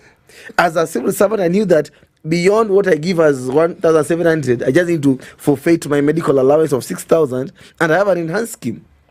Simple, direct. We all knew that you just walk into any level 2 to level 6. So long as you have an NHIF card, you're good to go. You'll get even the BP machine in those hospitals. You are given to take home. You'll get even the sugar testing machine. You're given in your pocket to go home with. Then somebody says that, hey, look, we need to fix this. That this house is leaking. That this house you have seen a snake get into. Let's burn it down. Let's burn it down. As opposed to looking for the snake. And the healthcare workers, the unions, say that, hey, I don't think we have to burn down this house. We can get this snake out. And you remember my friend Waziri Susanna Kumicha was all over TV stations saying how NHIF is full of cartels and thieves and there was so much smoke without any fire. Yeah, and yet they knew all along that they're just trying to give a dog a bad name as they were planning against NHIF. We kept on asking them that these cartels you keep on talking about, these thieves you're talking about, how comes that they can't be arrested? Yeah, why are we bringing down this house? Then it hit me that you can only burn down your house if you see a snake in, if you can benefit from constructing it afresh. And so they set up this SHA. And they told us that SHA was the best thing after sliced bread. They told us, just sit back, we live in, you pay lower 300 shillings. Yes. Just come, show up. If you can't afford it, we'll pay for you. you will just turn up and be treated for free. Then we ask them, show us the act, the bill we're trying to pass. And we went through it as KMPDU. And we have a document, a 25-page document, where we flagged all the problems that they're going to experience if they go that route. First of all, I was in the issue when I said that in our context, we cannot have the scheme, a contributory scheme. Why? Because 80% of our people are in Juakali. Only 20% are on a salary. So how do you enforce the 80 to pay without suffering what we call negative that bias around when you fall sick? Yeah, is when you pay for it. Because insurance can't be that you fall sick and pay. Yeah. It's like when you knock your car, is when you pay for the insurance. It's going to be sustainable. So we asked them that, how do you make the other 80 pay without them paying only when they fall sick? Absolutely. Why can't you go the tax way, where you can say that for everything, something you buy, a percentage goes to healthcare. For Germany, where 80% on salary, you can attach that contributory to their salary, yeah. But they said, no, guys, let's just push this through. So we went to Parliament, gave our views. Parliament did not consider our views. In fact, I get very offended when I see them calling the Waziri and trying to ask her questions about SHA. Guys, what did you pass then? If you're going to be asking questions now, were you just rubber stamping things?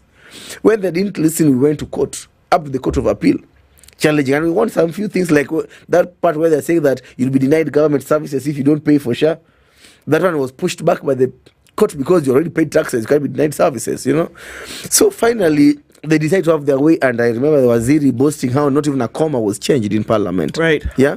But then again, you only get to know the taste of the pudding in tasting it.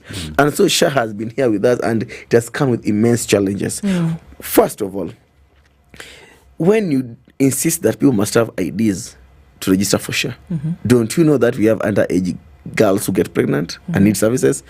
Don't you know that we have foreigners, even in Gikomba, Rwandese, Burundians, Tanzanians, who don't have IDs, yet they will get tuberculosis. If you don't treat them, their next neighbor, who's a Kenyan, will be catching that TB. So you can't lock them out of that healthcare system. Yeah? We told them that, what is mean testing? That's the most inaccurate form of knowing what somebody can pay, because today I have 3 motorcycles. Tomorrow I'm knocked by a car, I've lost. And I can't move. And I can't. Or I have 4 cows, and then they fall sick and they're dead and I can't afford. And then you go ahead and tell these Juakali people that they'll be paying it annually. As me, the employed and pay monthly, they'll be paying annually. Then they say, no, we can't afford it. Then you say, no, we'll give you a loan. We'll organize you a loan from a private company to pay for you. Then you pay the loan to the company. Yeah. It was nonsense. Yeah. We tell them that, why do you need this multiplicity of funds? There you have the primary healthcare fund, you have the social health insurance fund, then you have the emergency chronic and critical illness fund. What time do you overlap to the next? That multiplicity, it's just like, there when you play in the street, when they mix those things and you tell them to choose one. It's called pata. Yes. They intentionally bring those mixed up things for you to, they could not answer that for us. Yeah. And many things that we told them cannot work. I have a 25-page document. I cannot exhaust it here. But the truth of the matter, long and short of it, that Kenyans have had now more than 6 months, from October up to now, to try this SHA. Even in birth, babies cannot keep on having teething problems forever. Sure. At one point, we now call it a delayed milestone. Yeah. But then again, I think that from the word, I've been very reflective lately about this country has very, very smart people. Could it be that these guys were genuinely did not know what was going on despite people telling them? Or is that this thing called SHA was designed not to fly from day one? In fact, the other day I read an analogy that when a farmer decides to sell, a poultry farmer decides to sell, a neighbor wants a bird, an ornamental bird and all that, then the farmer tells them that, Shikai, this is a bird. And then as the bird keeps on growing, you go back to the seller and tell them, the bird you sold me is it a bird? Is a hen? Because it's not flying. It's not flying. Then they tell you, no, throw it up, you'll see it fly. Then you throw this non-flight bird up and it falls back. Then you go say that I threw it up and it didn't fly. Then they tell you, no, but at least it flapped the wings. Give it more time to grow more feathers. So we are being told, give it time to grow more feathers. But sadly, as the chicken keeps on growing more feathers, it's not flying, but it's laying eggs in Dubai. So that's the same things of this SHA thing. It's not flying, and if you complain to the vendors that it's not flying, they tell you, oh, patient, let it grow more feathers. Dr. Miskello, even as I have to give it to you. It's a great analogy. But even as this, this discourse, it takes place, but it's beyond a conversation. Yes. It's the reality of the situation. Yes. But then we hear stories. I mean, sure, few and far between, of people who say, "Look, I've gone to hospital and I've been treated and my bill has been paid." And I often say, well, if for the majority it's not happening, then overall, then one can say that it is not working. You're in the trenches. You're right there in the throes of battle. Do we actually see a situation where Kenyans are going to hospital? I mean, and for truth's sake, Kenyans are going to hospital and this authority is actually not paying their bills. We saw, sadly, that, a doctor at, one of Kenya's most revered hospitals died. Care could not be afforded to him. Do we see that this is the recurring situation over this? Or are we pontificating and making too much noise? Yeah, I know people keep on saying that SHA is working to some extent. Let me explain what is working in SHA. SHA, there are 3 funds. Actually 4. I'll add the 4th one in our next year. But the 3 main fund is the primary healthcare fund that's supposed to cater for level 1, 2, 3. This fund is a taxpayer fund allocated in the budget. To ensure that anytime you fall sick and you go for any outpatient care 1, 2, 3, should walk in and out without paying a single shilling. Yes. And the commitment by the hospital in that level say that we will have proper laboratories, proper pharmacies, well stocked, so that you don't have to then leave with a slip on your hand to go buy drugs or to do an ultrasound or X-ray outside. Yeah. The only thing they're asking of you is register. That's why we have 20 plus million Kenyans registered. Then after that, the second fund comes in called the Social Health Insurance Fund, SHIF. This is what you contribute 2.75% of your gross salary. This now means that when you have been seen in the outpatient and you have been found that you can't go home, we are referring you to the next level of 4, 5, and 6. 6, yes. And this is the one for surgeries, this is the admission. That's the part of SHA that is working. Where you pay. They collect around 100 plus billion, the part that you pay. The primary healthcare fund asked for almost 64 billion. They were allocated 4 billion. Oh my Lord. Yeah, and what's all that, even the outpatient component of SHA is not working. There's no system. That's why even that 4 billion, they only spent 1.35 billion because they didn't have a system of how to even give it out. Then finally, you have been admitted, you've been treated, you're now being discharged, you've been told, okay, we have treated you, but you are going to have long-term complications. We have maybe picked up cancer or picked up diabetes or kidney failure and all that. Now we then take you to the emergency critical care and chronic illness fund. Now this is a fund that even pays for ICU, cancer treatment, dialysis and all that. They asked for over 114 billion, I think. They're only given 2 billion. And that's why patients who are undergoing chemotherapy today, I have a dear friend of mine who for the longest time, their dad has been receiving fully taken care of bills.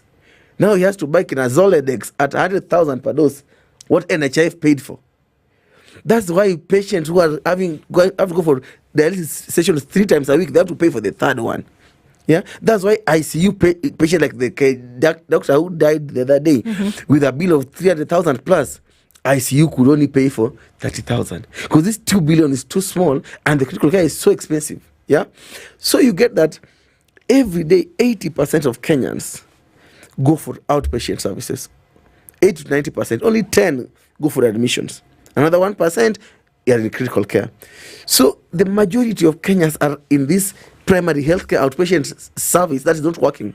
That's why patients are complaining, because when you go there, uliambiwa you won't have to pay. You find yourself having to pay 80% of them. The 80% is too noisy that they'll drain the 10% for obvious reasons that you promised them that just register, just pay, and you'll. Let me ask the question. Yes.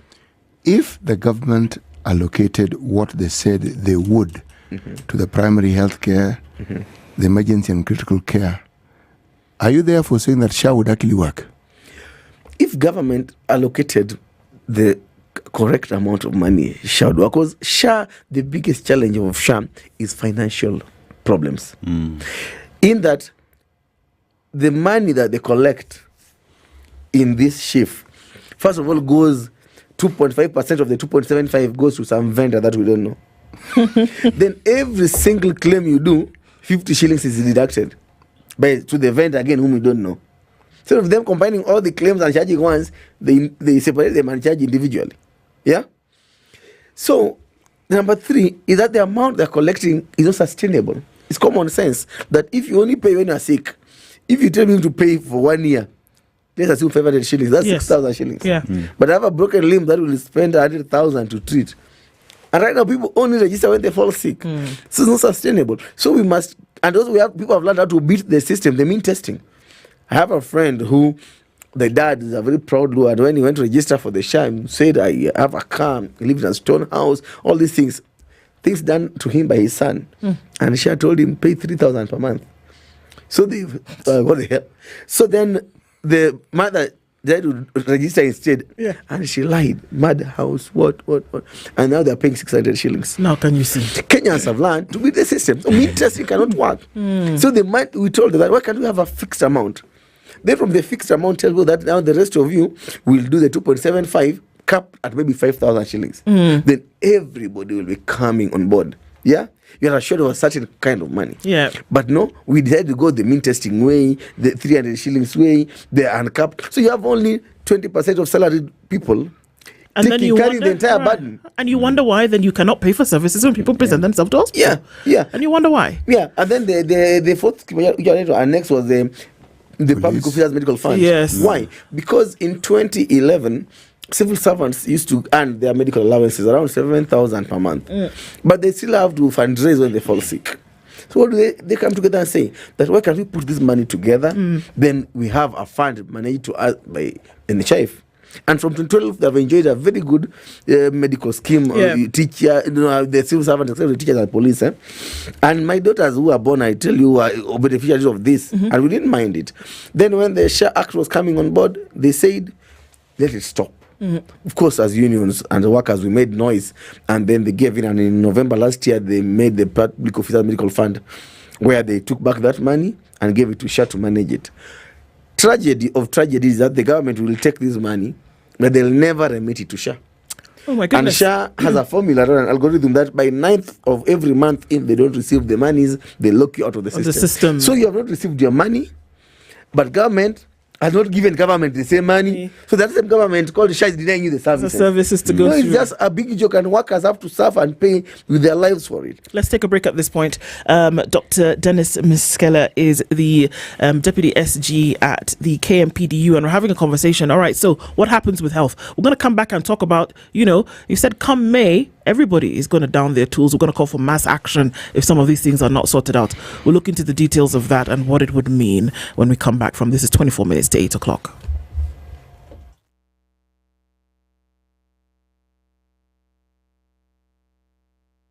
This is the Situation Room, the only way to start your day. The weather with SpiceFM. Cloudy conditions in Nairobi this morning at 16, and it's 13 and sunny into Nakuru, with sunny conditions at 15 in Nyeri. Eldoret at 14 is sunny, going to highs of 26, and Mombasa is sunny at 27 with sunny conditions at 28 in Malindi. 21 and sunny into Kisumu, while Kakamega at 19 is sunny. It's mostly cloudy at 21 into Kampala, while Dar es Salaam at 25 is sunny. Johannesburg at 15 is mostly cloudy, sunny conditions at 28 in Mogadishu, while 15 and cloudy in Addis Ababa.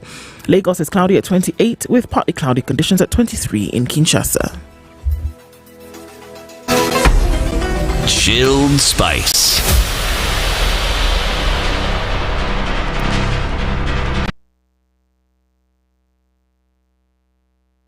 All right, so we're looking at some movement on the Thika Superhighway. Then we're going to get that clog up right around Survey as you head into the CBD. As you get onto Wangari Maathai Way or Moranga Road on the other side, I think you'll be fine, at least for now. A little bit of traffic starting to form right around the Globe Cinema roundabout, and that looks like it's going to be busy for most parts of the morning. All right, let's take a look at Mombasa Road. For the last couple of days, there's been some issues coming off of Katani Road, and we're still seeing that right around now. Chock-a-blocked, essentially, is what it is, and coming in from Lolongo and then out towards that area, Syokimau, very, very busy, and it's bumper to bumper at a standstill in many parts. The Eastern Bypass also bumper to bumper as you approach North Airport Road, coming off of Outer Ring, also busy as well.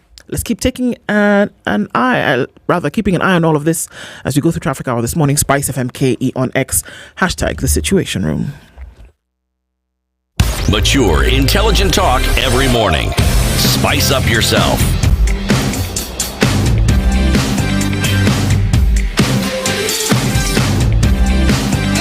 Mornings done right.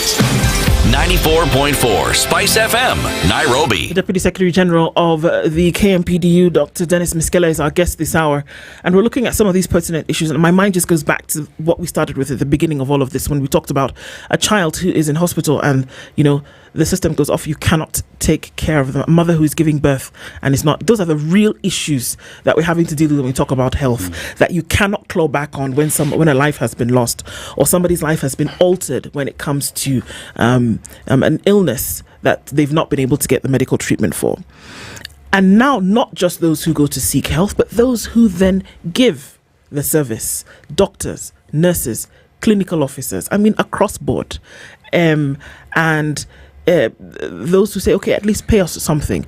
And I think we've gotten over the point, Dr. that this is not a money issue. That there's not enough money or resources are not available, despite what we've been told. Or is it? When you tell me that they asked for 114 billion and they were given 2, or they asked for 110 billion and they were given 4, is it not a money issue? Yeah, I talked about the 4 pillars of UHC. But then WHO adds a 5th pillar that overarches all of them, called leadership and governance. That all these things need some sort of coordination and budgeting and all that, yeah?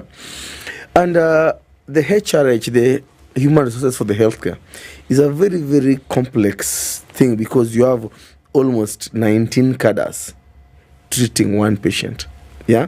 You have the doctor, the nurse, the lab officer, the radiologist, the pharmacist, all these people working towards seeing one patient. And the moment one person is not properly managed, then you're out. Even if you had 10 neurosurgeons, if you don't have a nurse in that theater, there's no surgery taking place. Yeah? So, from 2013, when we had the devolution of healthcare, we've mismanaged that component of that pillar of human resources for healthcare. And that's why we have had almost 300 strikes from that day. Yeah? And lately, the strikes are not even about give us a pay rise. It's just about people say that, please don't disturb us. Right. Just, if you can't improve us, leave us there you found us. Get that? Like, for example, the interns issue. These guys have been paid their salaries, 26,000 from 2017. Peacefully working, covering for 30% of the workforce that is needed in this country. Then somebody from nowhere just wakes up and say, no, we're overpaying you. We are going to slash your salary from 206 to 70,000. Yeah. Yeah? And tell them, what do you mean? The worth of work that they do, if you have to hire people to do it, is worth 26 billion. These people are only spending 5 billion. You are saving 21 billion by interns working. It's a no-brainer. But somebody insists that they have to keep on just provoking. Or somebody fails to promote you, work at the same job group for 10 years. And you're like, and you only go asking for promotion, and you hear the MC saying that, how can a doctor earn more than me? He's a doctor, I mean, yes, sure, yes. Only when you find yourself in a state that you cannot even have transfers across the country. When the evolution came and found you in Busia, and your wife was in Bongom or Mombasa, you will never live together as a family because you cannot move across countries, you can't even have that inter-county transfers. Or somebody tells you that you cannot pay school fees for specialists going training because you can't do them a favor. Come on, you're not doing me a favor by training a specialist. Mganga hajigangi, you train for the country. It's a no-brainer. So some of these issues are basic. I run a program in the union called Who Cares for the Carer? That every time that patient sits across your desk or lies on that bed or in that theater, on that theater table, can they be assured that they have a safe healthcare worker handling them? The way when you walk into a plane, you never even get to see the pilot. But you are sure that this pilot is competent enough and they'll be taking you safely. Can we say the same that today as a patient, as you are signing that consent to go for surgery, can you say that you are sure that that doctor has enough sleep? Or they are busy coming the whole night to pay for rent? Has that doctor even fed themselves? Has that doctor even received their salary? Can the doctor even receive the care? Can they afford care when they are sick? Or you have a sick doctor treating a sick patient? You know, those are the things that's why you see some patients who say that, oh, the doctor was rude, or I had a patient die in theater, or all these medical misadventures, because probably we don't have a safe doctor. For example, what happened, the 2 cases that I've dealt with the other day in our hospitals, where this doctor falls sick, and where he works, he does not have any cover. So what does he do? Instead of even going to seek care where he works, he goes to a peripheral facility to seek care. And in that delay, things complicate. By the time they're ending up in this hospital, things are south. And after they die, somebody still tells you that you have 300,000 bill, Sha can only pay 30,000, or you can't go. And now you're stuck. I'm like, this person worked for you guys here. Yeah. Why would you give them care? Or the second case, whom thank God got well, who gets a stroke, falls sick, and after the treatment in ICU, Sha says that out of the 400,000, we'll only pay probably around 80,000. Then now the poor mother who now has a child who is disabled with stroke, paralyzed on a chair, has to then go to a Shylock to get money to clear the 348,000 balance in a hospital where they offered their services for free. Where you told people that they would be able to walk into hospital and get care and walk out. So can you imagine if the doctor is undergoing that? Or the other day I have a doctor who was in Kisii, whose child has undergone surgery, she's distressed, and she still has to call me and wonder that she's been told that Sha is not working because the 9th deadline has locked them. Or the one who walked into Aga Khan and gets embarrassed because she can't, and send me the screenshot of Sha, you're ineligible, yet you have paid for that money. Yeah, or the one whose child needed an NICU, neonatal ICU, and can't be admitted in one of the hospitals because when they log in, you are ineligible. And when you contact Sha, they tell you contact your employer. You get that? To remit their money. You know? So until we get to a point that we care for the carers, I can assure every single Kenyan, you are not safe until the doctor is safe. You can't be safe in an aeroplane where the pilot is probably suicidal, or he don't sleep, he's very sleeply and tired. You know, in aviation, they even have how many hours you must rest and beyond before this you fly. Or the last time you must take like an alcohol or drug before you fly. All those safety measures. But the Kenyan, can you imagine undergoing surgery, scared on that theater table, and you are being told it's okay, this will be okay, then never having to wake up. Or your loved one, or your child, and going there and never coming because the doctor made a mistake, because in this moment as they are working on you, that child is at home sick or lacking school fees. We must care for the carers. Exactly, there's something that I have to ask here, because when you had that 25-page documentation of what you felt ought to be done, right, and ask a question, if that was sorted out, would we then have a healthcare system that would at least meet the needs that the citizens have? That's one. Question number one. Question number two, how practical would that be, and what length of time would it take before we at least saw the full implementation of it, so that what we're hearing becomes the reality? It doesn't matter where you are, you actually get the help. You know, we are not even here to reinvent the wheel. We had a 50-year-something old NHIF that had been perfected. Countries borrowed from us. Rwanda borrowed our UHC plan. The Thailand we go to, they are very clear that even as they put that kind of scheme, first of all, they have the civil servant scheme standalone, but more importantly, 60 to 70% of people in Thailand go to public hospitals. In our side, the flip is that is private hospitals that are supporting the healthcare system, because the public hospitals don't work. Yeah, and why do they do it? A private entrepreneur does not open a hospital because they love you so much. A butcher does not open a butcher because they love you so much. They are in business. They want to make money. Yeah, so they are in business, and when they offer services and you don't pay them their money, and when they make noise, you threaten them, they're going to shut down. Or even if you threaten them and shut them down, it's the Kenyans who have denied care. Yeah. So we first of all could have just said that, okay, what is this biggest challenge that we have with this NHIF? Yeah. And the only thing they have told us so far was corruption. Yeah. So if you know this woman who had 66 cesarean section in a year, or this limb that was cut 5 times in a year, then you must definitely know the patient. You must definitely know the doctor, the hospital. What have you done about it? Yes. As KMPD, we have said that we are even willing to pay for the money these people stole so that you can stop gaslighting us every time you raise issues around the failing system. Because when you complain about share, you're being told you're defending cartels, cartels are fighting back. But who stopped you from prosecuting the cartels? Yeah, the government, you have everything. Especially if you know who they are. Yes, you know about the limb, but you know about the doctor who did it.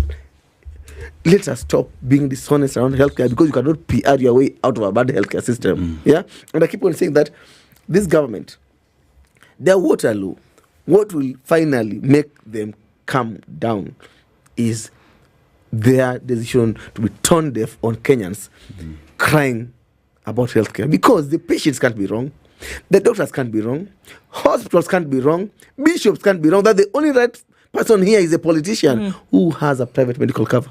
Yes, they can't all be wrong. They can't be tone deaf. They've been warned that whatever this pet that they think is a cat called Sha, it's a lion cub. And it's going to grow up. And it'll grow until one day it will eat them. For now, it's still eating the rabbits and the chicken in the compound. But finally, it will eat the farmer. I can assure you that this thing is a monster. And if they don't fix it, because Kenyans can forgive you if you're a thief and you're fired, you go. Kenya will forgive their thieves. But Kenya will not forgive you if they lose their loved one, my daughter, my mother, my limb, or my eye, because somebody somewhere decided that it was more important to make money than to take care of us. We don't even want them to allocate more funds. We just want them to allow us to use what we have prudently. You can't ban 104 billion. And when you complain, you tell us that no, we didn't spend your money. We are paying it over a prorated time. But it's still my public money going to a private pocket. Whether you're doing it over 10 years doesn't matter. That's my money. But you could actually put into the system that would treat people. In fact, NHIF say that they only need 700 million to fix the ICT challenges that was supposed to plug in the gaps of corruption. 700 million. Only. As opposed to the 104 billion. Yes. And even when that system, the 104 billion system crumbled the first time, a private firm was sourced for quietly to save the day. I know how much they charged? No. 1 billion only. 1 B. Okay.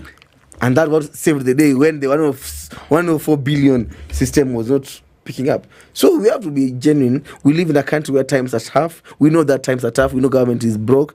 But you have to show me you're broke by how you spend my money. You can't be a dad who says that my kids, let's tie up our belts, things are tight kidogo. But you're always coming home drunk. You're coming home with very brand new shoes. The next day you come back with your car's new tires. Everybody else is eating vegetables in the house except you, daddy. Now, Doc, as we talk about this, let's go back to the money issue, because the ministry had requested for around 319 billion shillings. They were given 127 billion shillings. But let's take the 127 billion shillings that is there, plus the 100 billion shillings that was raised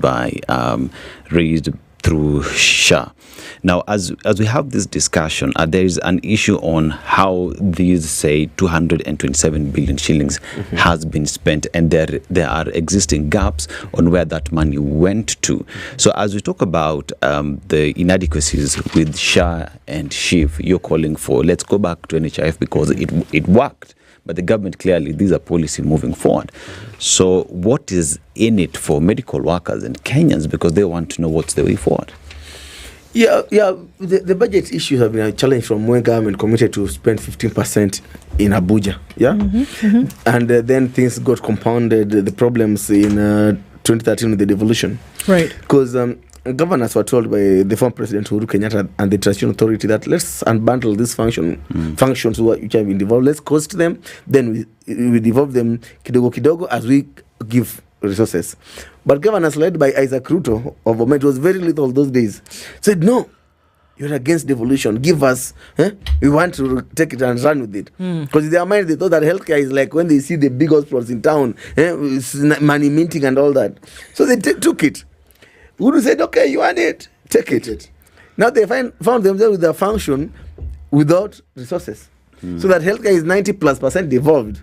But resources are all in Nairobi. Even if we combined all the money that counties get for healthcare, cannot match up to the 173 billion Ministry of Health got last year. Yes. Yeah. So that's the first challenge, that the resources are back in Nairobi, the patients are down at the counties. Yeah. And nobody wants to own up and say that, hey, we made noise, we beat more than we could chew. Let us surrender maybe level of 4, 5, 6 back to Nairobi.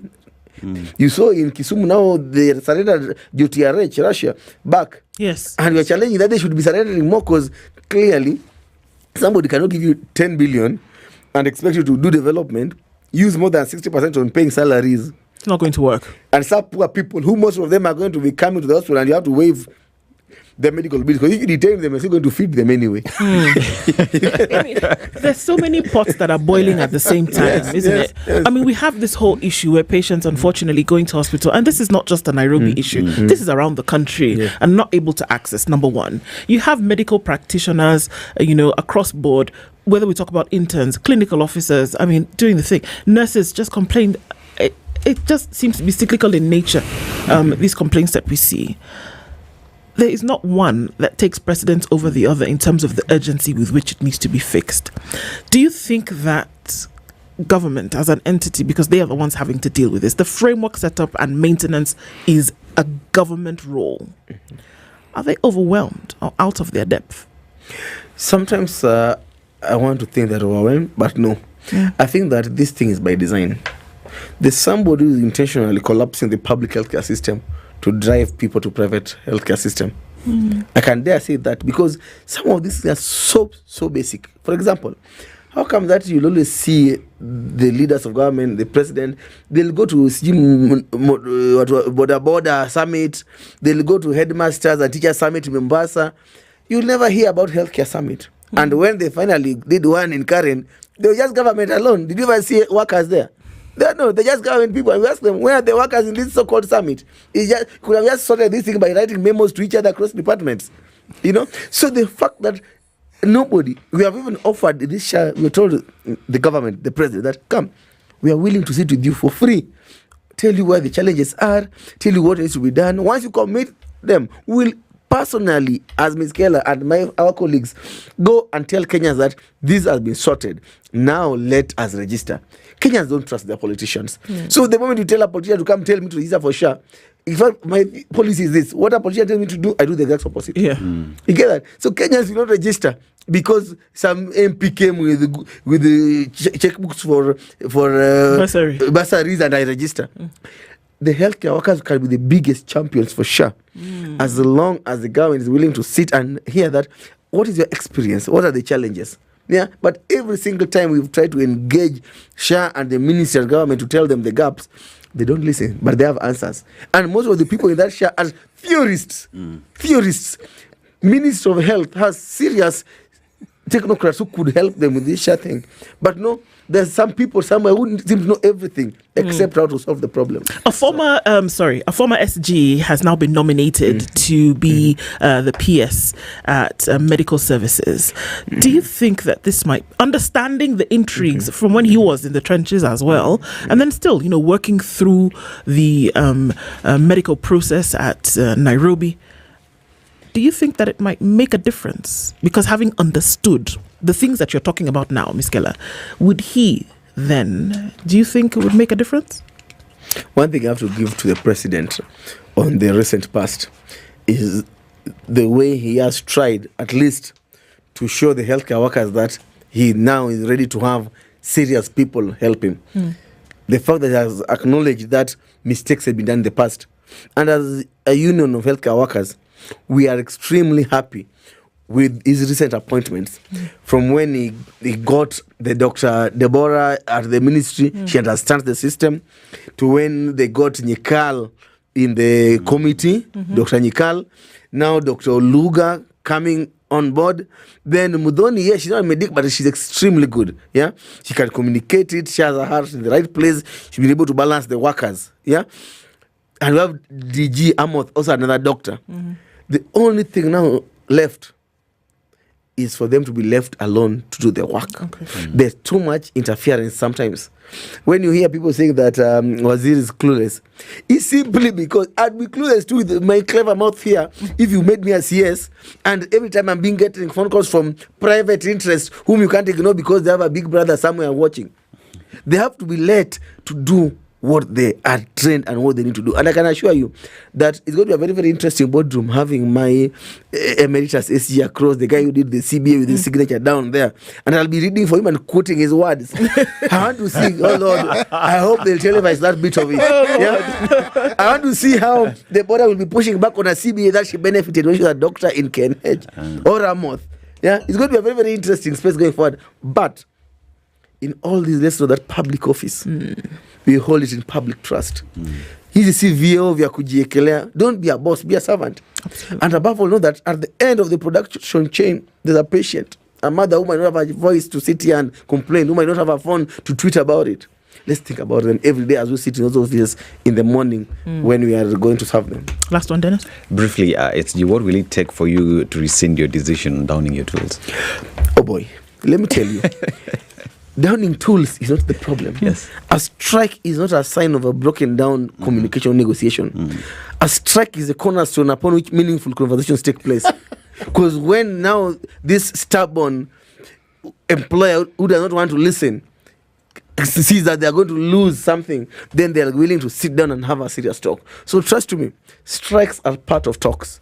Very, very important parts of talks, because that's where meaningful talks finally begin. Si hata unaona hii broad based government ilianza baada ya watu kupangana pale kwa vita kidogo. Yeah, you have to finally fight at one point, then you sit down for peace. And what annoys us is that we have been fighting and sitting down for peace, but the other end does not honor their deal. The interest thing, we sat 4th December, we agreed for peace. Now they are back again fighting with us again. And for us as KMPDU, fighting and striking is our bread and butter. So if you want it, we'll give it. Thank you for keeping us honest. I mean, that's one of the conversations where we don't say we want to say, let's see what will happen in the future, but keeping us honest about what the current situation is and what must be done to ensure that life is secured and kept safe, and that those who practice for health in this country are also protected and taken care of. And yes, we say don't stop fighting. And we will make sure that we continue keeping these conversations front and center. Dr. Dennis Miskela is the Deputy Secretary General of the KMPDU, has been our guest this hour. Thank you, and keep on. Asante sana. Thank you. Good morning. It's 8 a.m.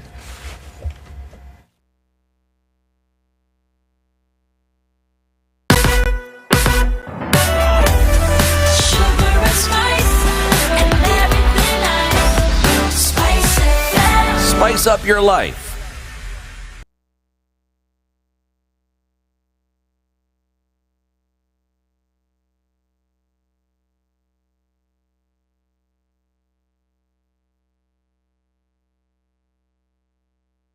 This is the Newswire. I'm Edwin Lisamira. We begin in Wajir County, where at least 18 people have died over the past 3 months following an outbreak of Kala-Azar, a parasitic disease that has affected more than 500 people. The symptoms include high fever, diarrhea, fatigue, and anemia. Officials say 106 people have been hospitalized as the county government struggles to contain the disease, which has spread to 4 sub-counties. Equally, there were 18 deaths reported, most of them because of late reporting or post-health-seeking behavior, wanting health-seeking behavior of our people, so that by the time patients come to the referral centers, they are already at an advanced stage before treatments can be administered. We have in this referral hospital today 82 patients with us here. There are other 7 patients in Aldas and 17 others in Wajir West, particularly in Grift. Nominated Senator Gloria Uroba is set to regain access to hefty perks and other personal benefits enjoyed by legislators after she agreed to apologize to the House over allegations of sexual misconduct she leveled against her colleagues in 2023. On Tuesday, Uroba returned to the House from a 30-day suspension, but she walked out of the chambers in tears after she declined to read an apology that had been written by the House, saying it was self-incriminating.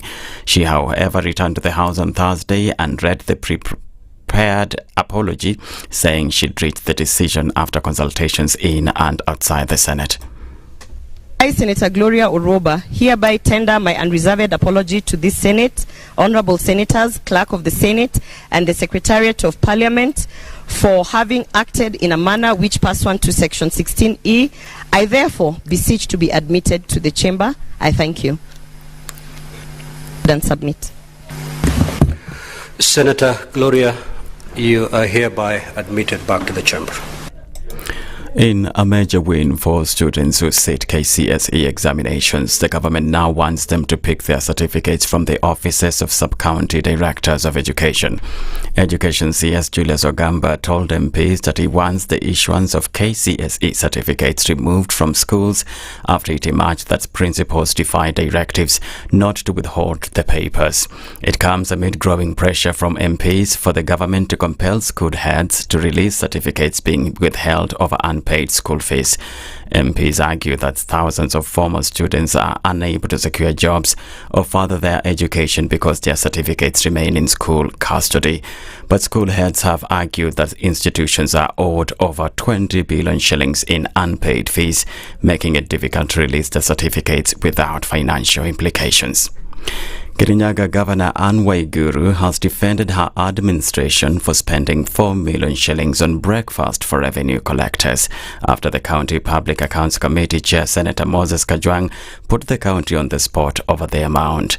Wairimu said the revenue collectors work outside normal office hours, noting that they earn a paltry 15,000 shillings per month.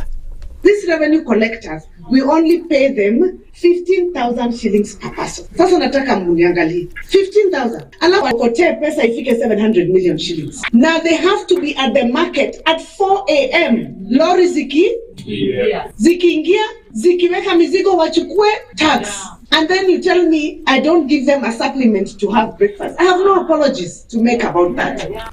Police in Istanbul have used tear gas and rubber bullets against demonstrators in a second night of disorder after the arrest of the mayor of Istanbul, Ekrem İmamoğlu, despite a 4-day protest ban being in place. İmamoğlu, a member of the secular Republican People's Party and a key rival of Turkey's President Recep Tayyip Erdogan, was set to be named as presidential candidate for the 2018 presidential elections later this week. On Wednesday, he was one of 106 people held on charges including corruption and aiding terrorist groups. Since then, authorities in Turkey have arrested dozens of people for proactive social media posts. Responding to the protest, Turkey's President Erdogan accused his political opponents of theatrics for taking part in a second night of demonstrations. That's the Newswire. I'm Edwin Lisamir.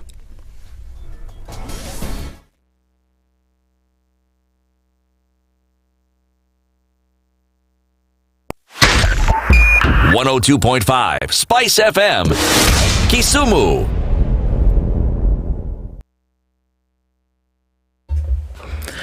Few minutes after 8 o'clock, and let's take a look at how traffic may have changed on the roads this morning. A little bit of that now starting to build up on Magadi Road. It's going to touch on Langata Road at some point, and also inbound on the Eastern Bypass. Very, very busy, bumper to bumper in many parts as you then approach North Airport Road. And coming off of Outer Ring, there is quite some traffic here as well. It's busy on Jago Road, very busy, and it's going to spill over towards Landys at some point, and it will clog up from what we can see now as we get into traffic hour. The Thika Superhighway not giving too much, just a little bit of that as you get towards Survey. Coming in from the Northern Bypass is going to give some traffic then through towards Kiambu Road, and on Limuru Road today. Coming in off United Nations Avenue, very busy. That whole Muthaiga area will have some traffic as you then try to approach Westlands on one side, Parklands on the other, and then the city straight through. Let's keep an eye on things and keep it moving this morning. SpiceFM KE on X, hashtag The Situation Room. Mature, intelligent talk every morning. Spice up yourself.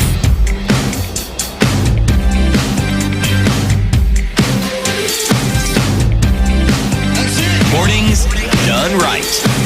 94.4 Spice FM, Nairobi. It's 7 minutes after 8 o'clock and into the third hour of Kenya's biggest conversation, the last one for this week, and looking into insurance matters this morning and how that particular environment has changed over time and how we're adapting to that. We'll tell you about our two guests who have already joined us in the studio after I remind you that your imagination doesn't have to go beyond just imagining it. It can actually be a reality for you, that biting into your favorite foods, whether they be cold or hot, will not affect you anymore when it comes tooth sensitivity. What am I talking about? Well, you can have food hot or cold, just the way you like it. You don't have to imagine it anymore, because Sensodyne is here to give you the ultimate relief from tooth sensitivity. And how do we know this? Because it's the number one recommended by dentists, and it's the number one brand recommended by dentists, and you don't have to think too far about what you do when it comes to choosing your brand. So to get this, Sensodyne is saying, as we celebrate World Oral Health Day and get it into the next couple of days, go to any Chandarana, Naivas, Quickmart or Carrefour and get 50% off on select Sensodyne brands. You can do that and you can kiss tooth sensitivity goodbye. Sensodyne for tooth sensitivity relief and everyday oral health. All right. As we get into an insurance conversation, I know many of you are wondering, so which insurance conversation are we talking about now? Well, taking a little bit of a sidestep, and two of our guests already in the studio this morning. And we want to say a big welcome today to Charles Washira, who is the head of retail and branches, as well as Timothy Etsabo, who is a sales manager at Old Mutual. Good morning to you both. Good morning. Good morning. Karibuni sana. You're in the hot seats of the Situation Room today. And even as we welcome you, we're looking to adapting to changes in the insurance industry. Big issues here, isn't it? So we're going to get into that properly. But before we do, let's, test the waters a little bit and get into the warm waters before we get into the hot things. CT has a proverb that he goes to a different African country every week to Ghana. He comes back with that. And so every week he chooses which country he's going to give us the proverbs from. And we would like you to hear the proverb and then translate it and tell us, or rather, what's the word I'm looking for? Not translate. I use it every day. Well, the word translate more or less covers what it is you're supposed to do, but want you to give us your understanding. Interpret. There it is. Your understanding of what you think the proverb is trying to say. There you go. Fantastic. Okay. Yes. This isn't an exam where you begin by saying, okay, what do they want me to say? No. That's not it. Okay. Just how it resonates with you. Our proverbs for the whole of this week have been from the Republic of the Sudan. We've been in the region of Africa that is known as the Coup Belt. It is tragic that a continent as diverse and as rich as this one has to have a region that is known mostly for the coups that have taken place there. Sudan got its independence in 1958. That's the year I was born. And since then, it has had 7 coups. The longest period of peace that it had was when Omar al-Bashir became president, again through a coup, 30 years. After he left, it's like they went back to factory settings. Now, most people wouldn't know. This is the 3rd largest country on the continent. It is the 3rd largest producer of gold on the continent. It is actually a very rich country. It has rare minerals, it has chromite, it has iron ore. You wouldn't know. But now, 1 million of its citizens are actually in South Sudan. Many of them have gone towards Egypt. In short, the current problems they have more or less dismantled anything that one could argue has been built over time. The proverb. The gentle word gets a snake out of the hole. We have a Swahili proverb that is the equivalent of this one. So the meaning of this one should not be difficult. What do you think it means? The gentle word gets a snake out of the hole. Wow, that's an interesting one. Yeah, perhaps when you are, my interpretation, if you are looking for a wife, you must be gentle. And the gentler the word, the more she'll get attracted to you. So in life, perhaps we can apply that and say that if you want something done, it's not a must you bang the table. Okay. What do you think? What about you, Timothy? Thank you. I think I carry the same school of thought.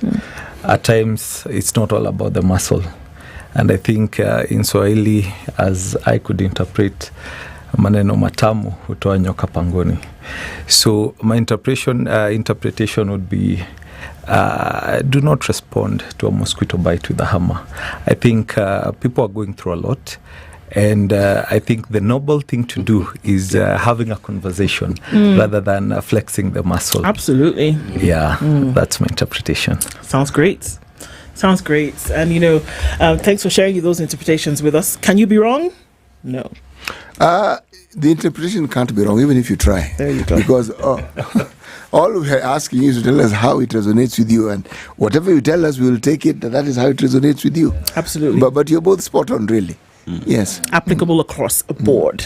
So we're looking at adapting changes in the insurance industry, and let's just maybe get an overview of what the insurance industry looks like. We hear insurance and we think many things. Most recently, when we hear insurance, we think about the whole health saga, and sometimes forget about what else the industry takes into consideration. So maybe starting off with you, Charles, to give us an overview of what this industry looks like and the work that Old Mutual has been doing over time to develop this industry. Right, fantastic. Thanks, Princess. I think perhaps I can start by saying who we are as Old Mutual. Old Mutual is bold enough to have the word old on its brand name. This year we have celebrated our 180th birthday. So we are 180 years old. Few organizations in this country go back that far. And our existence for that long is a testament that we are doing the right things. We are living up to our purpose and aspirations as an organization. We are sustaining our customers, our financial prosperity. We are growing their wealth, and we are protecting them. Because that's exactly what insurance is. It is to protect our customers' financial prosperity.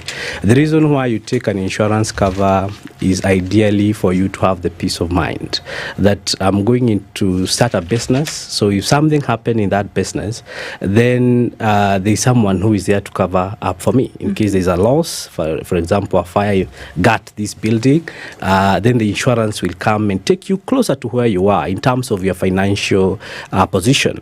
So we have been existing for that long doing that, and we operate in 4 lines of business here in Kenya as an insurance company. And actually, Old Mutual, we are priding ourselves more of a financial wellness organization rather than a financial services organization. We are looking ourselves at an organization that offers property insurance through our general insurance line, where we cover your vehicle, we cover your house, we cover your domestic employees, we cover your employees against injuries, and also health insurance. The second line of business we operate in is life insurance company.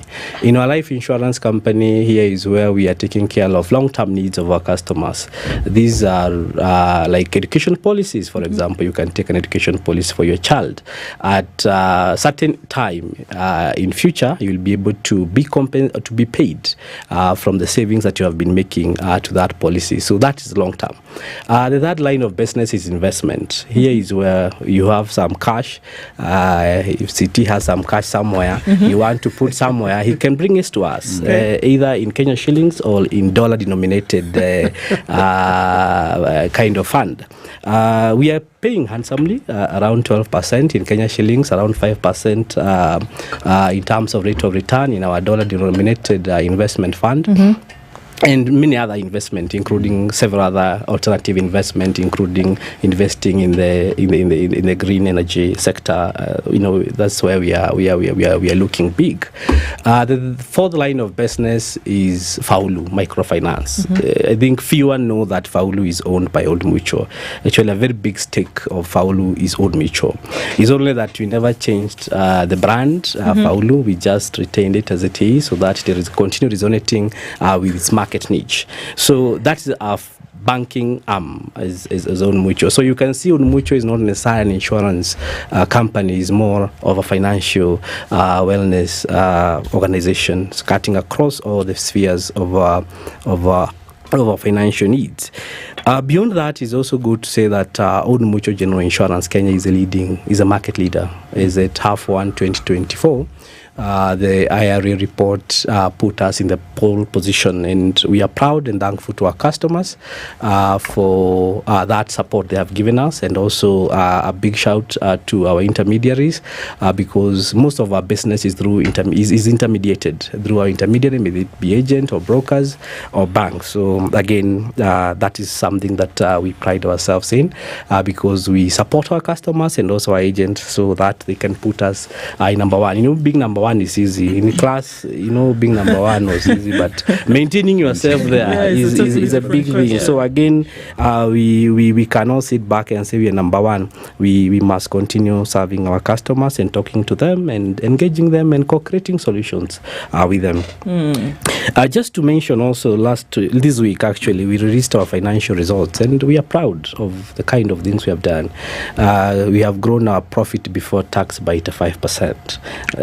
85%. That is big because we are talking about 2.6 billion. So this means that we are doing something that is resonating with the customers, that the customers are choosing us as their first choice. And we are also saying that, we couldn't have achieved that also without our customers. So again, shout out to our listeners who are our customers and those who will be our customers perhaps after this conversation. We also pay claims. There is a lot that has been said about insurance. You could say that, yeah, because people think that insurance don't pay claims. Oh, we do pay claims. Why do you think they say such a thing? Yeah, I think it's a misconception. We have the industry, going back to what Princess had asked about the industry has come a long way. We have come from an era where there was a lot of fraud that was happening in the sector, and a lot of, what we can say, people who are selling wine, but inside the bottle was water. So we pay claims. Last year we paid claims to a tune of 16.7 billion Kenya shillings. So CT, we can confirm that we pay claims. 16.7 billion is not a mean feat. Last year, you remember there were several things that happened to the industry. One, we had the floods, the hit this country had. We had never seen that before. So we paid claims as an industry to the customers who were affected. Our customers, we fully compensated them. And then Gen Z protest came in. And that also affected us as an insurance industry. Because when you see some life lost somewhere, perhaps there is a life cover that need to respond and pay. You see a property burning somewhere, again. You see a car burning somewhere, again. The insurance company is there to take care of that. Can I take you just a little back in this conversation? Yes. How did COVID affect you? Well, it was a mixed bag of kind of effect, positive and negative. From a positive perspective, it's good always to start with positive, is that we saw an uptick and appreciation of insurance. Largely people say I take insurance because the police want me to have that sticker on your car. On my car. But what we are saying is that people are now appreciating the real concept of insurance, is that I need someone covering me in case of a fortuitous event, unexpected event. Then there is someone who is there to back me up and to cover me up. So after COVID, we saw people coming to us for more insurance, medical insurance, because we started paying the COVID claims. That's a negative, perhaps. We paid quite a number of them. And we also were able to restructure our product. Initially, what we say, pandemic are exclusions. You can never cover pandemics, because sometimes they can be so severe that they can wipe out your capital. Sure. So it's normally an exclusion. But during that time, through what we can call humanitarian kind of thinking of organization, we were the first to start paying COVID claims. So we paid COVID claims, and what we saw is that as a market leader, as I said, we are market leaders, we saw other following up, also compensating their customers of COVID claims. So negatively we paid claims, but positively we saw a huge number of people coming to seek solutions. It's great that you're talking about the positive side of it, that more Kenyans got into taking insurances.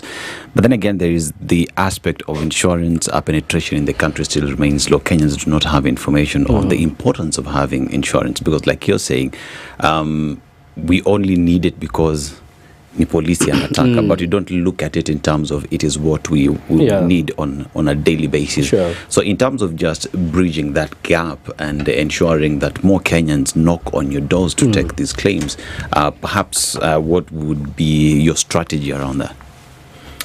Thank you. I'd say you've rightfully placed it.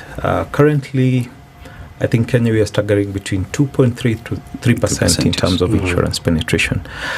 As Old Mutual, what have we done? One is we've accelerated our pace of service. We've tried to automate our solutions, which actually give clients the access and the comfort to transact within their space.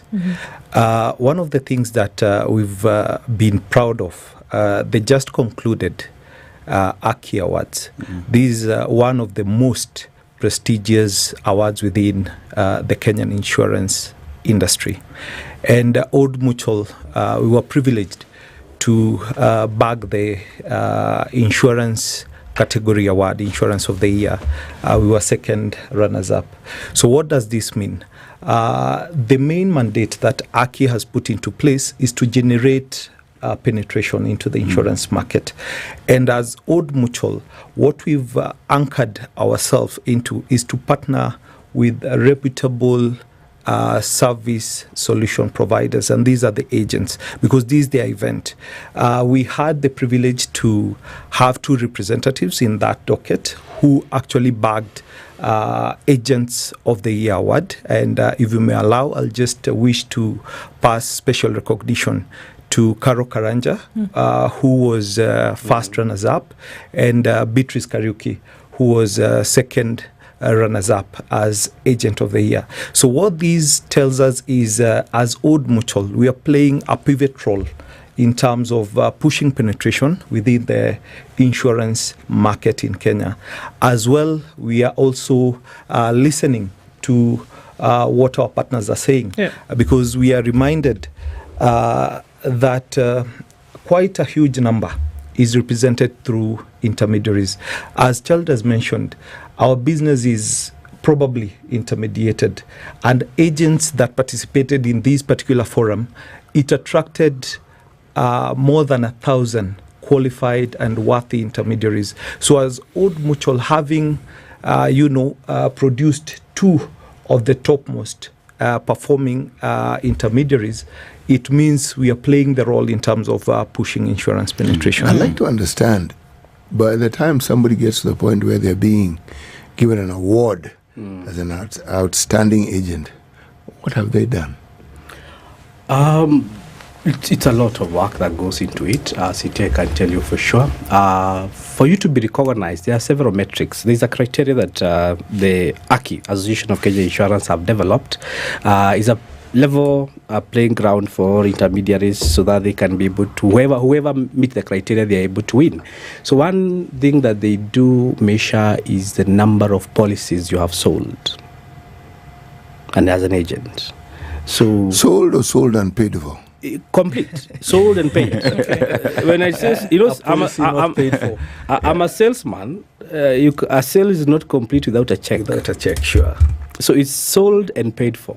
So the number of policies they have sold for, and again we also weight that with the volume, the premium volume. You can sell 1,000 policies, but it's 1 million. I can sell 10 policies, which is 100 million. So again, is also weighted against the volume. So there's a lot of work that goes into it. But also to perhaps to go back to your question on what we're doing as a company on deepening the insurance penetration, Old Mutual has invested heavily in partnership with Kenya Institute of Curriculum Development. If you recall, when Us 844, I'm not sure CT was in which platform.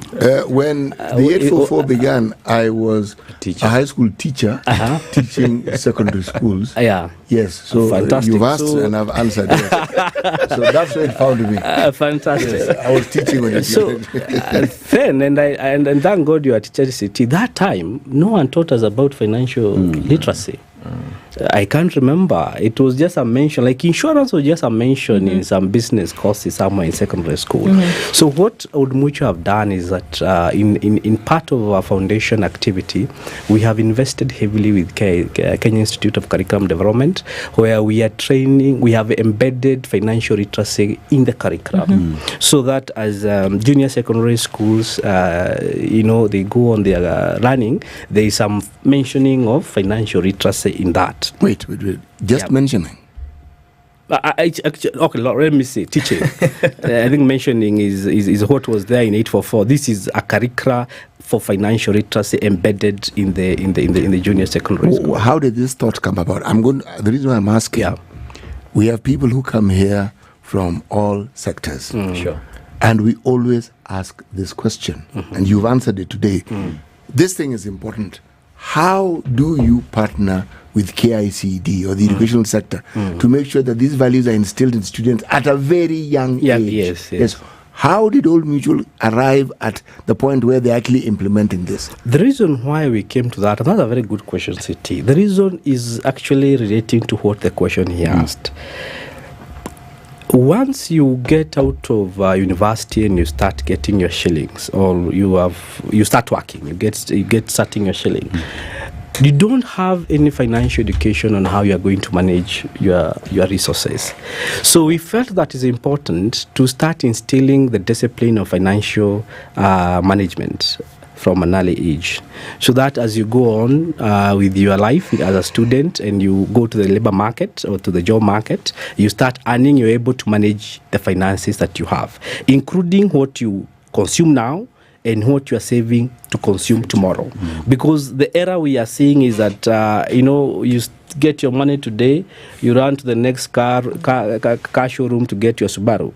That's what I did. And buy your insurance. And rather than buying, investing, that money for the future. Especially we are living in very volatile ages. Things are changing rapidly. Nowadays you can see, those permanent and pensionable jobs are long gone. So it's good to save. So that was the thought process that came about us going back to do this financial literacy. Now, the students at the university, we are also reaching out to them. Those who missed out the curricula of financial literacy at secondary or junior secondary. So we have trained over 20,000 university students in financial literacy. Again, that's massive investment by Old Mutual, trying to deepen the financial literacy and also uplift us from the situation of consuming everything now rather than saving for the future. Yeah, exactly. Okay, so even as we look at some of these things, I'd like us to take a break at this point and come back and look at then what we've actually been able to do, financial solutions that take everybody into consideration. Because usually when people hear insurance, we think, okay, they're going to be asking me for hundreds of thousands. But what are those things that we can actually do and do them regularly to actually get you there? So those are one of the things that we'd like to look into. One of the things that scares people off is that, okay, maybe I don't have that much, but can I put it a little bit away, and what can it actually do for me? So those are the things we'll look at when we come back from this break. Charles Washira is the head of retail and branches, and Timothy Etsabo is a sales manager with Old Mutual General Insurance this morning, and we're looking at some of those issues, adapting to change in the industry and how that has actually happened. It's 8:30. We'll take a break, look at weather and traffic, and be back after this.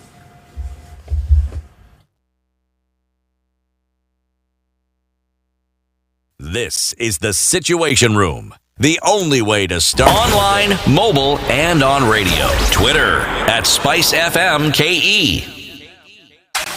The weather with SpiceFM. Sunny conditions and partly cloudy conditions at the same time in Nairobi. 16 degrees, it's 17 and sunny in Nakuru, and at 18 mostly sunny conditions in Nyeri. It is sunny at 16 in Eldoret, while Mombasa at 29 is sunny. It is 30 and sunny in Malindi. 23 and the sun is up into Kisumu, while at 21 it's sunny into Kampala. I beg your pardon, in Kakamega. Kampala as well at 21 is partly sunny. We'll see highs of 27. And we're looking into a sunny Dar es Salaam at 26. It's 15 and cloudy into Johannesburg with highs of 24, while Mogadishu at 30 is sunny. Addis Ababa at 16 is cloudy this morning. Lagos at 28 is mostly cloudy with partly sunny conditions in Kinshasa at 24. Spice up your life.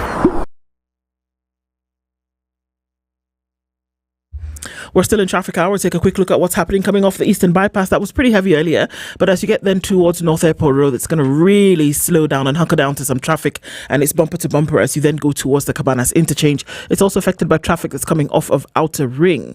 Other parts of the city not doing too badly, just a little bit of traffic left around the Pangani underpass on the Thika Super Highway, and Limuru Road is giving it as well, just a little bit as you get towards the city, and Lower Kabete going towards Spring Valley. Apart from that, we don't have too many in terms of trouble spots. Langata Road, Magadi Road not doing too badly, but we're going to keep an eye on all of this with your help and keep things moving this Friday. SpiceFM KE on X, hashtag The Situation Room.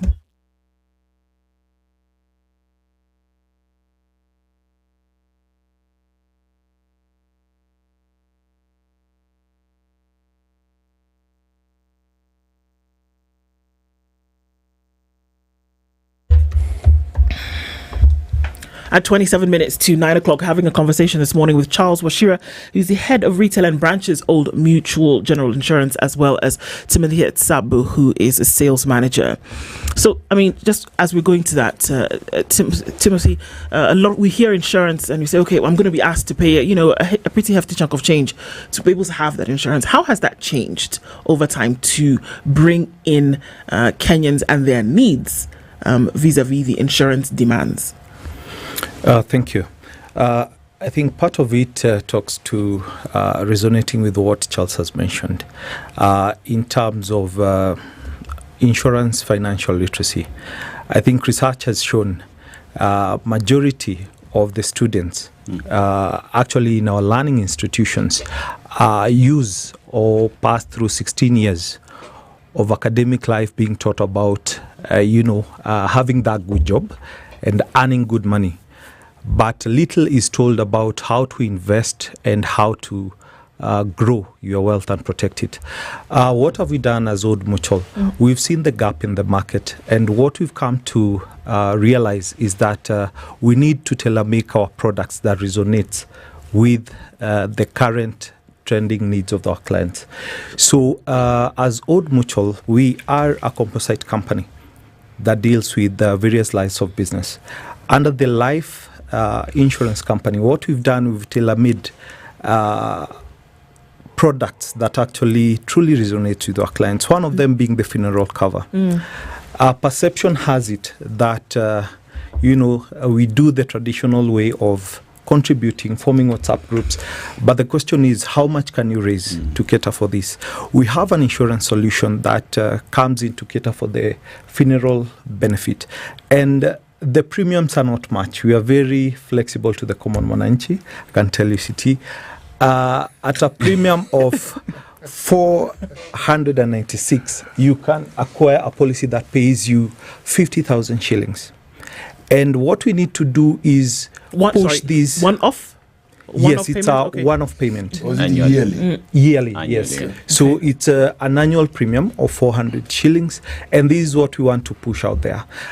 In terms of the general insurance, majority of us do own cars and drive, but do not know that our asset, which is the car, is the one that is covered, but us as human beings or drivers or owners of the vehicle are exposed. We have a cover that has an annual premium of 1,773, which guarantees you a benefit of 500,000 should you be exposed in an accident. Okay, so hang on, Timothy. So what we're saying essentially is that when you insure your vehicle, most of the time you insure the vehicle, but the thing is it's not that driverless vehicle whereby there's somebody actually operating the vehicle whom, from what you're saying, most times is not covered. Actually, the driver is not covered. Is very rarely covered under that. Yes. Which means the passengers are also not covered. So the passengers are not covered either. The passengers are covered, but not family members. So you as the driver the is car not covered. is mine. I'm the one paying the insurance. I am not covered. Exactly. My family is not covered. But Timothy is covered as a passenger in your car. All right. There's some logic to it. What is this logic? There must be. Basically, what we look at is the asset. The property is what you own. And the property should have a legal liability tagged to you as the owner as an exposure to the people that you carry within your vehicle. So we'll extend that cover to cover the passengers. But you as an individual have to have an enhanced cover benefit under the motor policy. So passengers excludes my family. Exactly. So what if you're carrying your family? You have to have the personal accident cover. And this is why I'm saying we need to be very vocal about the insurance literacy. And even the costing, the perception is insurance is for the super rich. Which from this conversation, we can literally tell that at a minimum premium of annual premium annuated 1,773, you have a cover benefit of $500,000. And what's that? But what's so? Okay, essentially, in the event of an accident, yes, 500,000 shillings will be given to you to take care of medical bills, whatever that may be. Exactly. Or it will pay directly to hospital if that's the case. Do we find that more and more people, because if we're talking about adapting in an industry now and looking at the solutions that you're able to provide that are pocket friendly, number one, affordable, do we find that more and more people are taking up this personal accident cover? Usually it's for the vehicle. I mean, I can bet you that very many people don't give it a second thought. Car is covered. Let's go. So what we have done as Old Mutual, realizing the gap in the knowledge, we have embedded that personal accident cover into a motor insurance cover. Okay. So at a cost of 1,000 Kenya shillings, we give you all the way to almost 1 million in terms of cover. That's now for the driver, so that at least as you drive the vehicle, you have some backup in case of an accident out there. Remember, the law will mandate you to pay and compensate the people you have carried in the vehicle. That's the liability part of it, and the motor insurance will cover that for you. But for yourself as an individual, you cannot sue yourself. So if you get injured, who unto you if you don't have a personal accident cover? So we have gone ahead to embed. So as you are paying the premiums for your comprehensive cover, we have another component for a PA, personal accident cover, embedded on your motor insurance covers. So there is a question that the city loves coming up with, and today I'll just hijack it. So let's talk about insurance penetration, because majority of Kenyans look at penetration in terms of it is in the big towns and the cities. The rural areas, which is majority of the population of this country, are usually left out. So in terms of bridging that gap and ensuring that they are equally on these covers, where are we? Thanks for the question. We are moving towards what you're calling micro insurance. Yes. These are products that are targeting the budget population, a population that do not have that, huge resources available for them to spare to get insurance policy. But we have solutions that are meeting their budgets. And largely when you look at that, we're looking at health insurance covers. So at Old Mutual, we have what we call the Afya series covers. These are premium health insurance covers that covers executives, seniors, the elderly in the population. By the way, we do not segment that you are 80, 100 years. As far as you come to us before you hit your 65 birthday, City will cover you all the way to the time you exit. We also have what you're calling the Afya County covers. Now, Afya County covers is where we are targeting the population you're talking about, so that we give them a policy, a medical policy that will, because the huge need at the ground is a medical insurance cover. The medical bills are escalating, and you can see the kind of diseases we are fighting. They are consuming resources. So the Afya County is a budget kind of cover that we are giving that population, and we market it to those levels. Old Mutual is spread across the country. We are 10 regions that covers the entire 47 counties, and also in our digital platform, and we also try to reach people through radio and television, so that we can be able to penetrate to that common mwananchi down there who may need an insurance policy, but they don't have the big means to buy the big covers, but you also have an affordable cover for them. Yeah. Okay. And then, so why would I take up that cover with Old Mutual?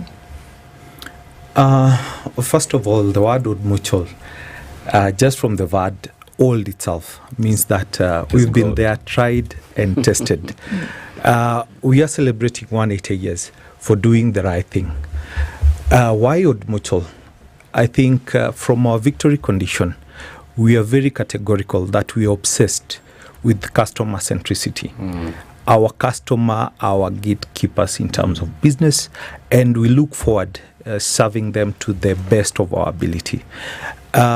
When we look at insurance from that perspective, have we given solutions? Yes. Have we given availability? Yes, in terms of insurance penetration. The other bit that we look at is how can we make it bigger and better. And this talks about the networks that we have through our intermediaries. Majority of our intermediaries actually tend to reach out and represent the clientele base that works with us and resonates with us. If we look at the claims payment that we do, we are told insurance is selling a promise, and that promise can only be fulfilled in the time of need. During the current floods, we are able to settle claims to a tune of 275 million. The current statistics just released earlier this week indicate that we walk the talk. We've been able to settle claims to a tune of 16 billion. Our network coverage is another thing. We are represented within the Kenyan region, all 9 major towns: Nairobi, Mombasa, Meru, Nakuru, Eldoret. Mention them, we are there. To Kisumu, Kisumu City. We are there to issue our financial solutions to our variable clients. And I think this is what we try to embed when we talk about the solutions that we offer. We not only give one-stop shop in general insurance, but we cut across the board. We offer medical solutions, we offer life solutions, and we offer general solutions. And we've gone a notch higher. Having Faulu under our umbrella, we know people are suffering in terms of financial constraints, and we are having that talk to walk the journey with you for prosperity and protecting your wealth. So we have a solution embedded in our products that you can be able to pay your premiums in installments with flexible interest rates. So we are reaching out to our clients and telling them that Old Mutual is actually a brand that resonates with your personal trending needs in the market. What I've heard you say is that you're innovative.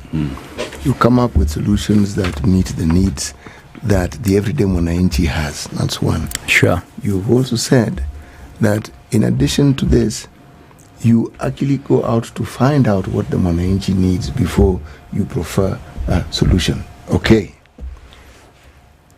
When the companies, the entities that do what you do were being listed by AKI, you were third. There were people number 1, number 2. What did they do that you didn't do? And how do you plan to exceed and supersede what it is that they have done, so that when we're having this conversation next year, you're now number 1? Thanks, Eti. Let me talk of what we are doing as Old Mutual and what our customers and our intermediaries should be looking up to. Firstly is that, as Timothy have said, we are innovative, and we are quite oriented in terms of trying to find what our customers' needs are, and what then can we do to respond to those needs. So we co-create solutions together with them. We have what we are calling OM Rescue Plus.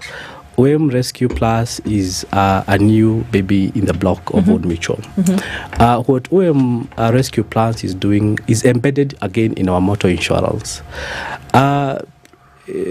Princess, if you have an accident on the road, I don't know whom you first call. Whom do you first call?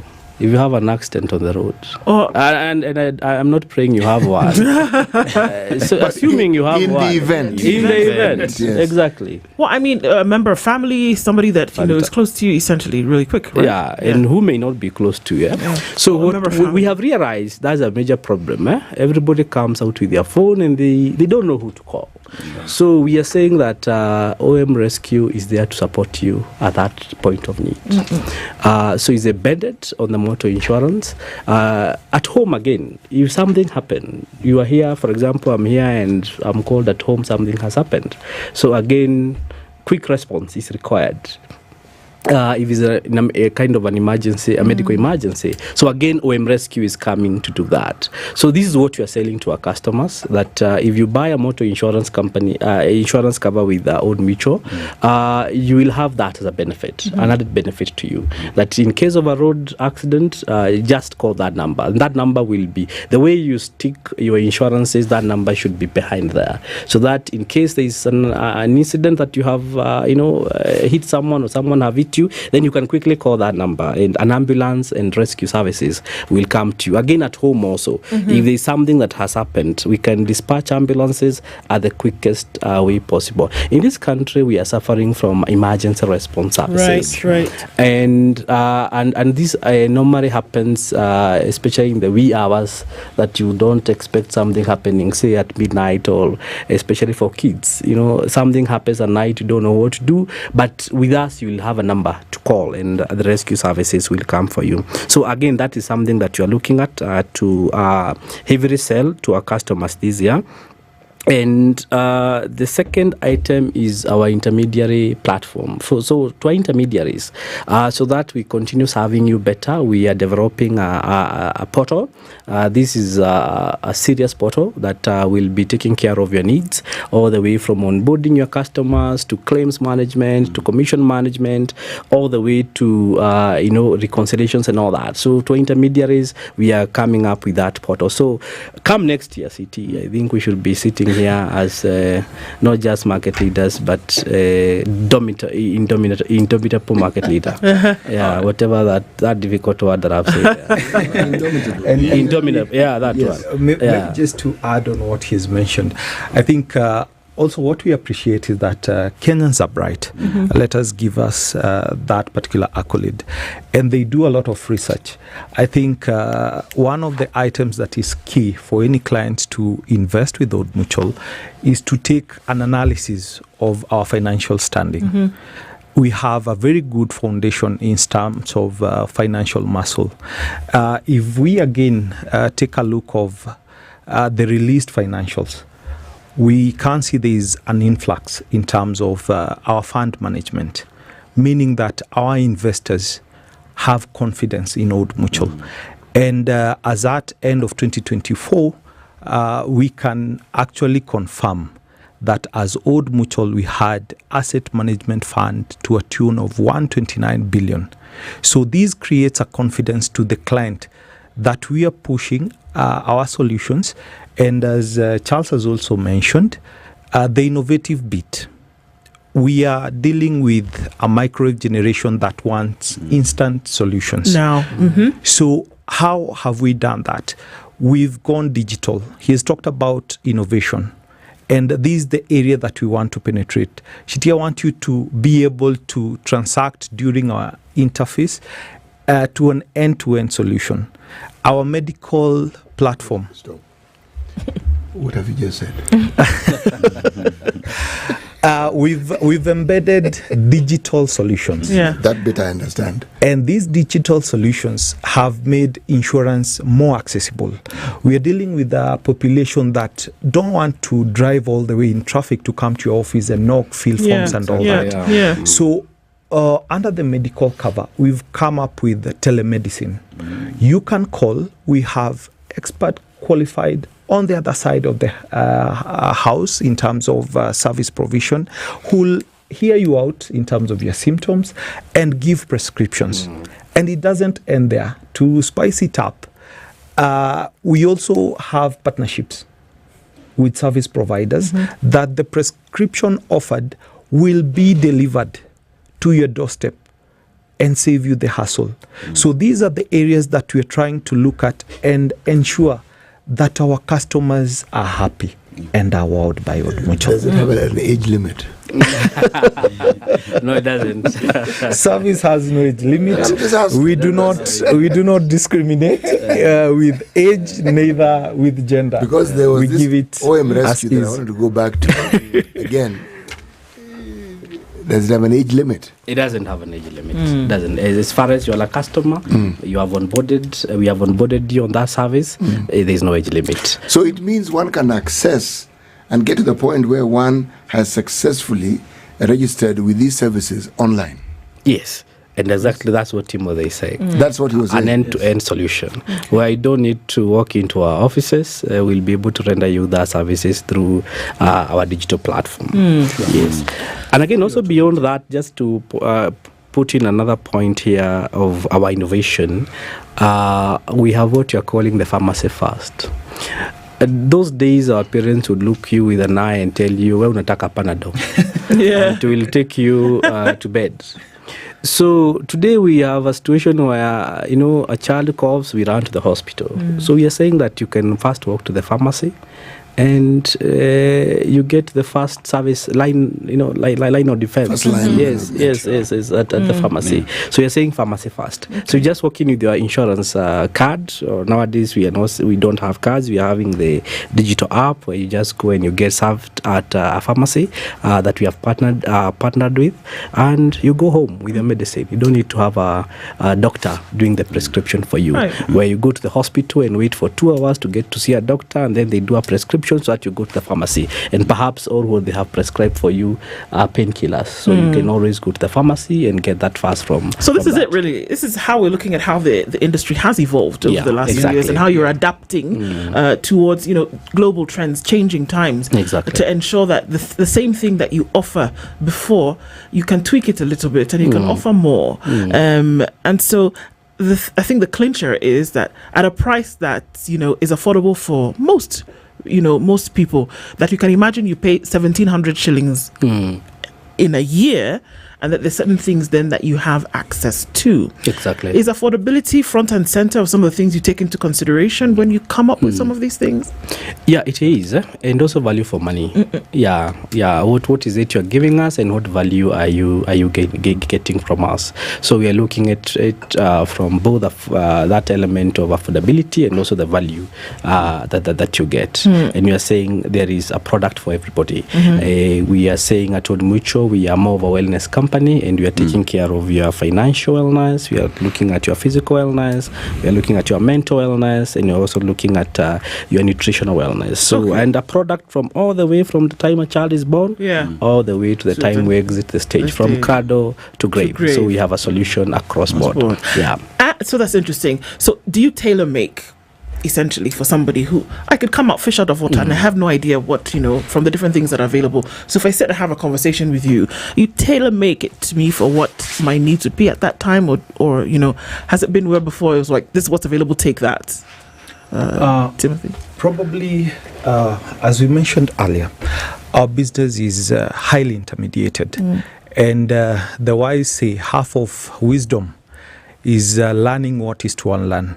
And where are we going with this? Our intermediaries play a very, very vital role because they interact with majority of our clients. According to the statistics of the industry, the agents actually command 56% of the premiums in the industry, meaning they play a vital role that no other underwriter can ignore. Based on that, we take their feedback because these are our brand ambassadors. The market is changing, and we call it the human runway. Everybody is in a rush. The trends are changing in between. So the intermediaries actually give us feedback to panel beat and fine-tune our products to suit their clientele need. And all these is now based on what you're telling us in terms of affordability and accessibility. That's where it's coming to innovation, how to innovate digital solutions, and as well make it affordable for the normal mwananchi. For instance, as Charles had mentioned earlier, the SME sector in this country is growing. And every other giant powerhouse is looking at SME as a vibrant sector to invest in. With us, we've come up with a solution that caters for SME sector. And it's affordable. It's a cover called Biashara Shua. Basically, an umbrella of 11 policies, very affordable, at 10,000 annual premiums. And we look at what suits you. If it's fire, you take it there. If it's burglary, you take it there. So we come to you based on your needs. We do not force our insurance product down your throat. And I think that's why we listen more and action faster. One for mugging. To protect you from For mugging, majority of mugging happens where you lose your phone, your assets, your jewelry. That one is covered. We have the domestic package, which caters for you. And under it, we have the section of all risks. So in an unfortunate situation that you are mugged in town, and your assets end up belonging to the wrong person, then Old Mutual has your back. So I think briefly, I just want you to speak to the aspect of the perception. There are those who feel like insurance siang until when disaster strikes. So just speak to that on the necessity of having insurance. I think what we are doing is trying to push the financial literacy talks. We want to run away from the nausea of dealing with calamities the traditional way. We are no longer in the Harambe era. Nowadays, we form WhatsApp, but majority exit without contributing. And all we say is that friends are not a scam. You just need an emergency fund and you need to protect what you've invested. We try to enrich our clients, but making them understand their financial journey in this particular literature. And Princess, what we do is walk with you the journey that we've invested and trained our intermediaries, not only just to be focused on product knowledge, but as 360 dimension. Right. In terms of financial literacy. Yes. So where can we find you? And I think a number of people have asked this question this morning on certain things that we've said. How can we get? Do we get a website? Do we come and sit, behind the tent? Well, thanks for that.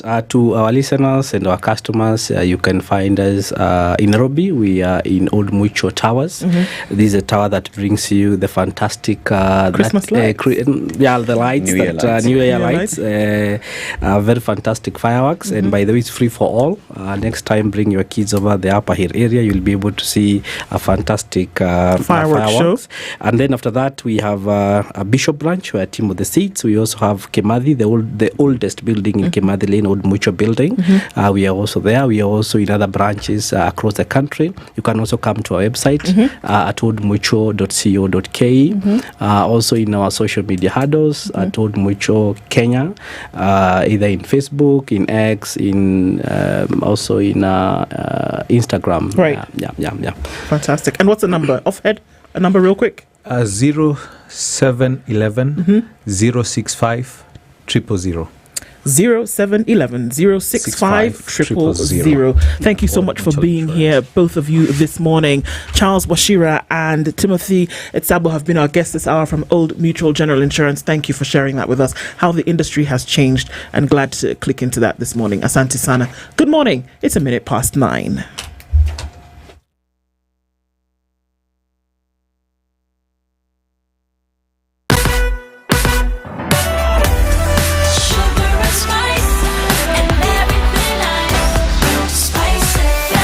Spice up your life.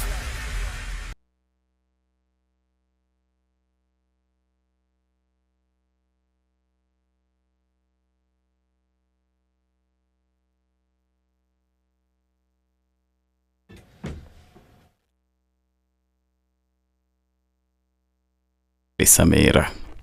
Medics have once again blamed the National Assembly and the Senate for the failures in the Social Health Authority, saying the legislators failed to listen to them when they told them that the new health scheme would not work. Speaking on the Situation Room here on SpiceFM, the Kenya Medical Practitioners, Pharmacists and Dentists Union Deputy Secretary General Dennis Miskela emphasized their view that it was pointless to scrap the NHIF.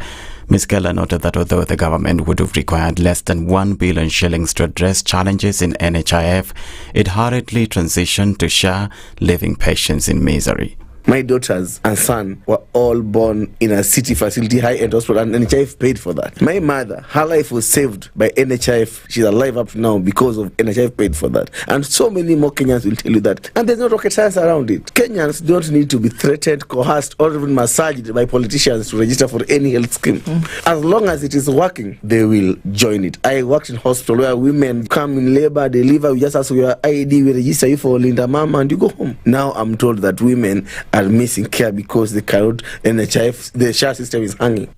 Ms. Keller further emphasized that the government should have simply addressed corruption in the NHIF instead of scrapping it altogether.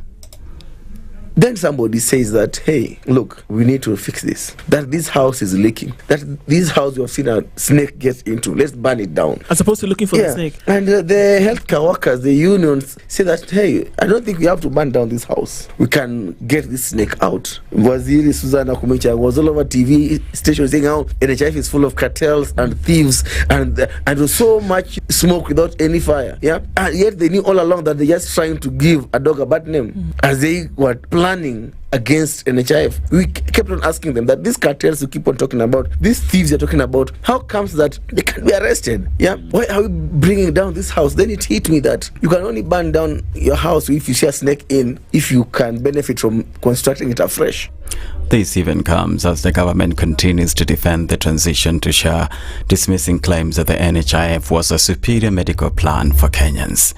2 youth leaders have threatened to sue the IEBC selection panel, accusing it of excluding young people from the recruitment process.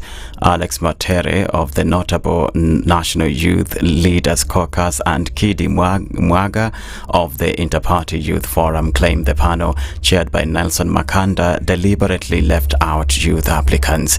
In a letter, Matere and Muga demanded a public explanation of the criteria used to eliminate youth candidates. They also called for an immediate review of the shortlist to include qualified young applicants. At least 18 people have died in Wajir County over the past 3 months following an outbreak of Kala-Azar, a parasitic disease that has infected more than 500 people. The symptoms include high fever, diarrhea, fatigue, and anemia. Officials say 106 people have been hospitalized as the county government struggles to contain the disease, which has spread to 4 sub-counties. Kala-Azar is a fatal disease that even if you don't intervene, the death is almost 100%. Even after intervention, 10% of these patients will die. Also submitted requests and purchases of test kits, not just in this country, this country, but in Netherlands, which we expect in the next few days to come. Russian President Vladimir Putin would breach a peace deal with Ukraine if it's not defended. Sir Keir Starmer has said after attending a meeting of senior military leaders in London. The UK Prime Minister said any agreement to stop the fighting between Russia and Ukraine would only be lasting if there were security arrangements in place. Everybody wants a peaceful outcome, a lasting peace, not least the Ukrainians, but that will only be lasting, that will only be peaceful. It will only leave Ukraine secure and sovereign if there is security arrangements in place to ensure that if there's a deal, it is a defended deal. And that's why the work that we're doing here is so important. We know one thing for certain, which is a deal without anything behind it is something that Putin will breach. We know that because it's happened before, and I'm absolutely clear in my mind it will happen again. That's the News Wire. I'm Edwin Lisamira.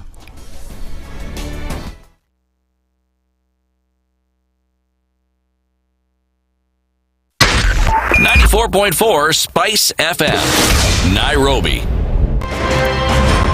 In this country, 6 families and 8,000 Kenyans control 90% of the GDP. We are not a country. We are a plantation. We work for Ruto. When you're telling the judges court orders are papers or they will not obey court orders, they're sitting and you're seeking orders from them. So how are they supposed to interpret it? Isn't it an oxymoron? When you see a judiciary that seems to be under some control somewhere, you start questioning. We have very powerful governors, but they don't use their offices to serve the people. If you are not shameful to do what you are doing, why should we protect you? I'm human. Everybody is human. So when you're told, kuja tuongee, I mean, you'd be a fool to say, stagi kuongea. Conversations have to be had, you know? People in leadership should only go into leadership if they are ready and willing to change the lot of the people. The Situation Room, Kenya's biggest conversation.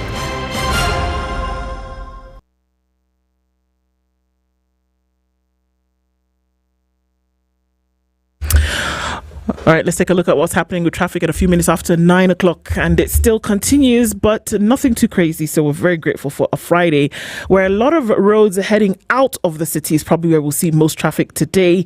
And just a little bit of that left, right around the Pangani underpass. And then coming off of the Eastern bypass, there's still some traffic as you approach North Airport Road and that Embakasi loop. There is a little bit of traffic also on Kangunda Road. And we're seeing some of that has now dissipated coming out of Westlands. So we haven't had too much of an issue with traffic today. We're just going to keep an eye on things and see what it does in the last half hour or so, and in the next half hour or so, and we'll talk and keep each other informed. SpiceFM KE on X, hashtag The Situation Room.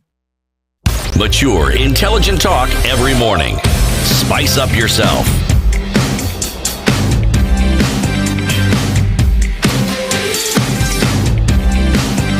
Mornings done right.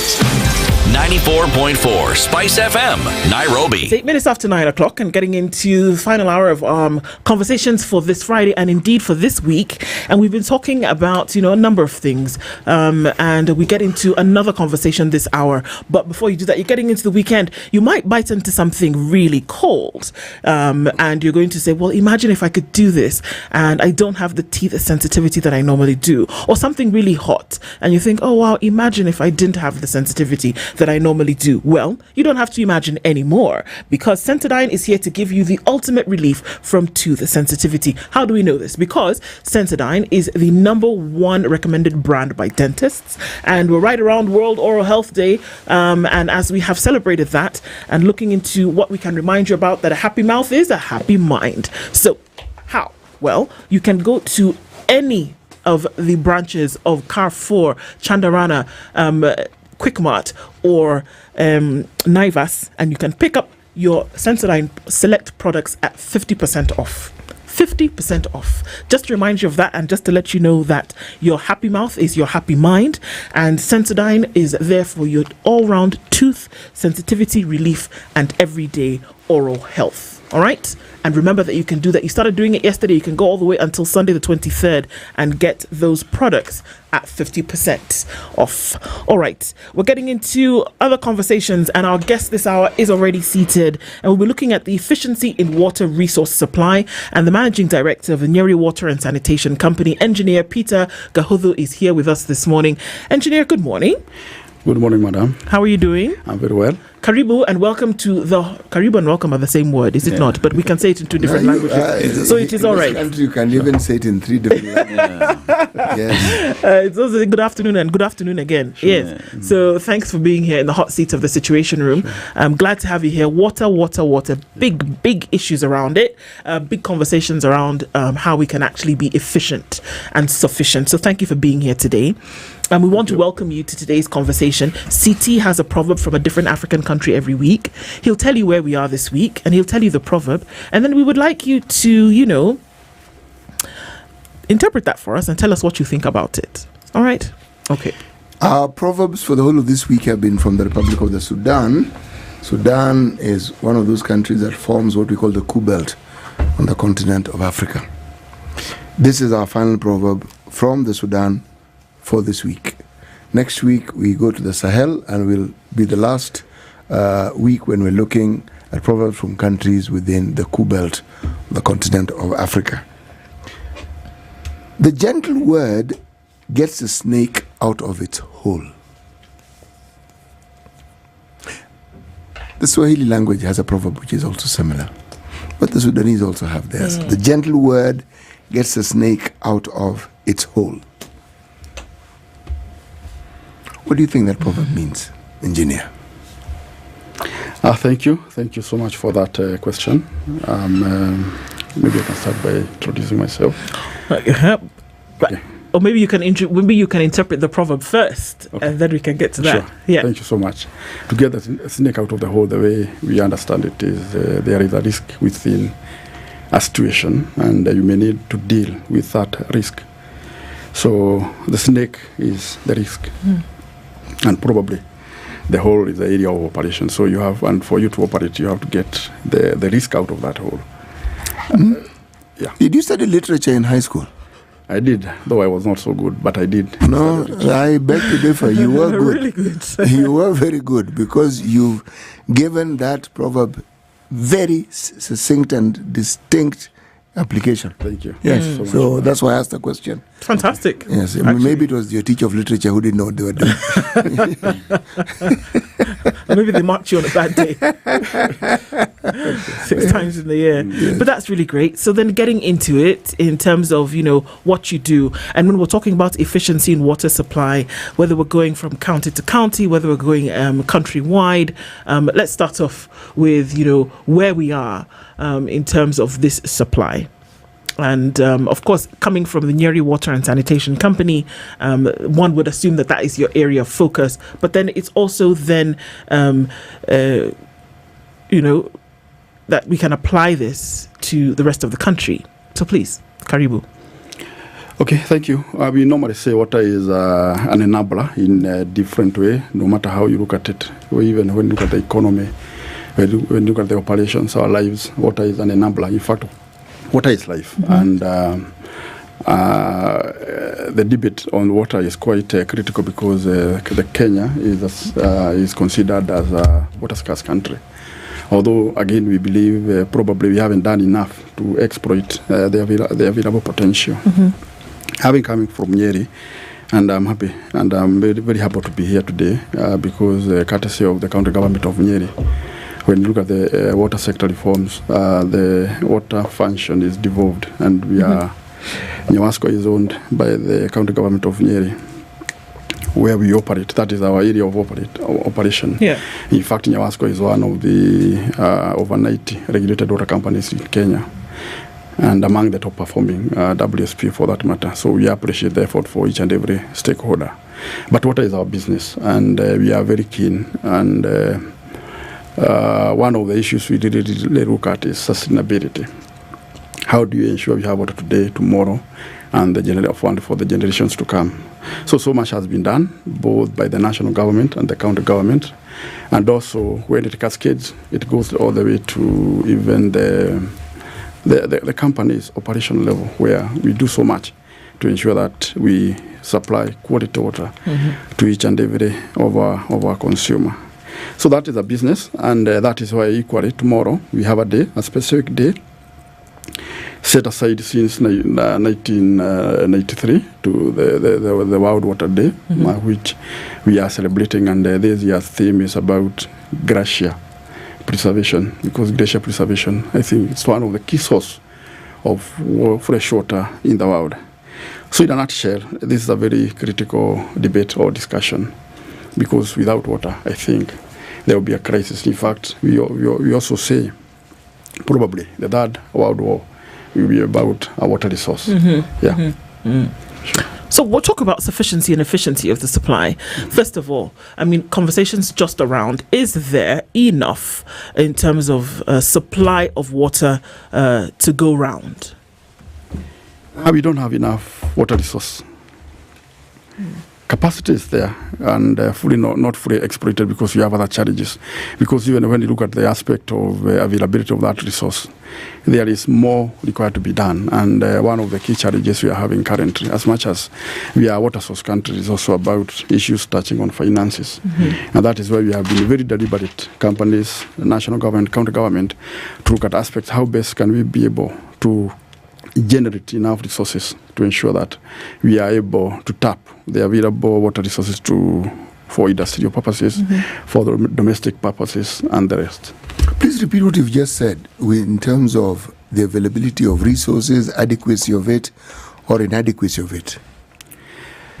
Yeah, one, we say Kenya is a water scarce country, and but still we have exploitation with gaps, where we would say water has not been fully exploited because of one challenges or the other. And one of them is issues of finances, because we need to get finances for us to, because water is available. For example, we have water underground, we have water in our oceans, we have water in our rivers, but for us to take it to the doorstep of our consumers, we have to invest, and that is where probably we find there could be a bit of a challenge. And also there is also a bigger challenge when you look at the constituents of water in the world. About 97 is water which has a really how do I put it? The saline water, 97% of the water in the world. Only 3% which can be exploited. And when you look at 3%, I think about 30% comes from the underground. So we need to invest for us to drill. We need to invest for us to tap water from the rivers, do the treatment, do the transmission, and also ensure each and every person, wherever they are able to get enough water for domestic, for industrial, and even for farming purposes. Yes. Let's look at the county that you work in, for an example. Does the county of Nyeri does it have a water problem? That question, because I serve Nyawaska, and the MD of Nyeri Water and Sanitation Limited, and I'm one of the 5 WSPs. In Nyeri, we talk over 100% coverage, because what there is that area where we predominantly serve. The service area is regulated.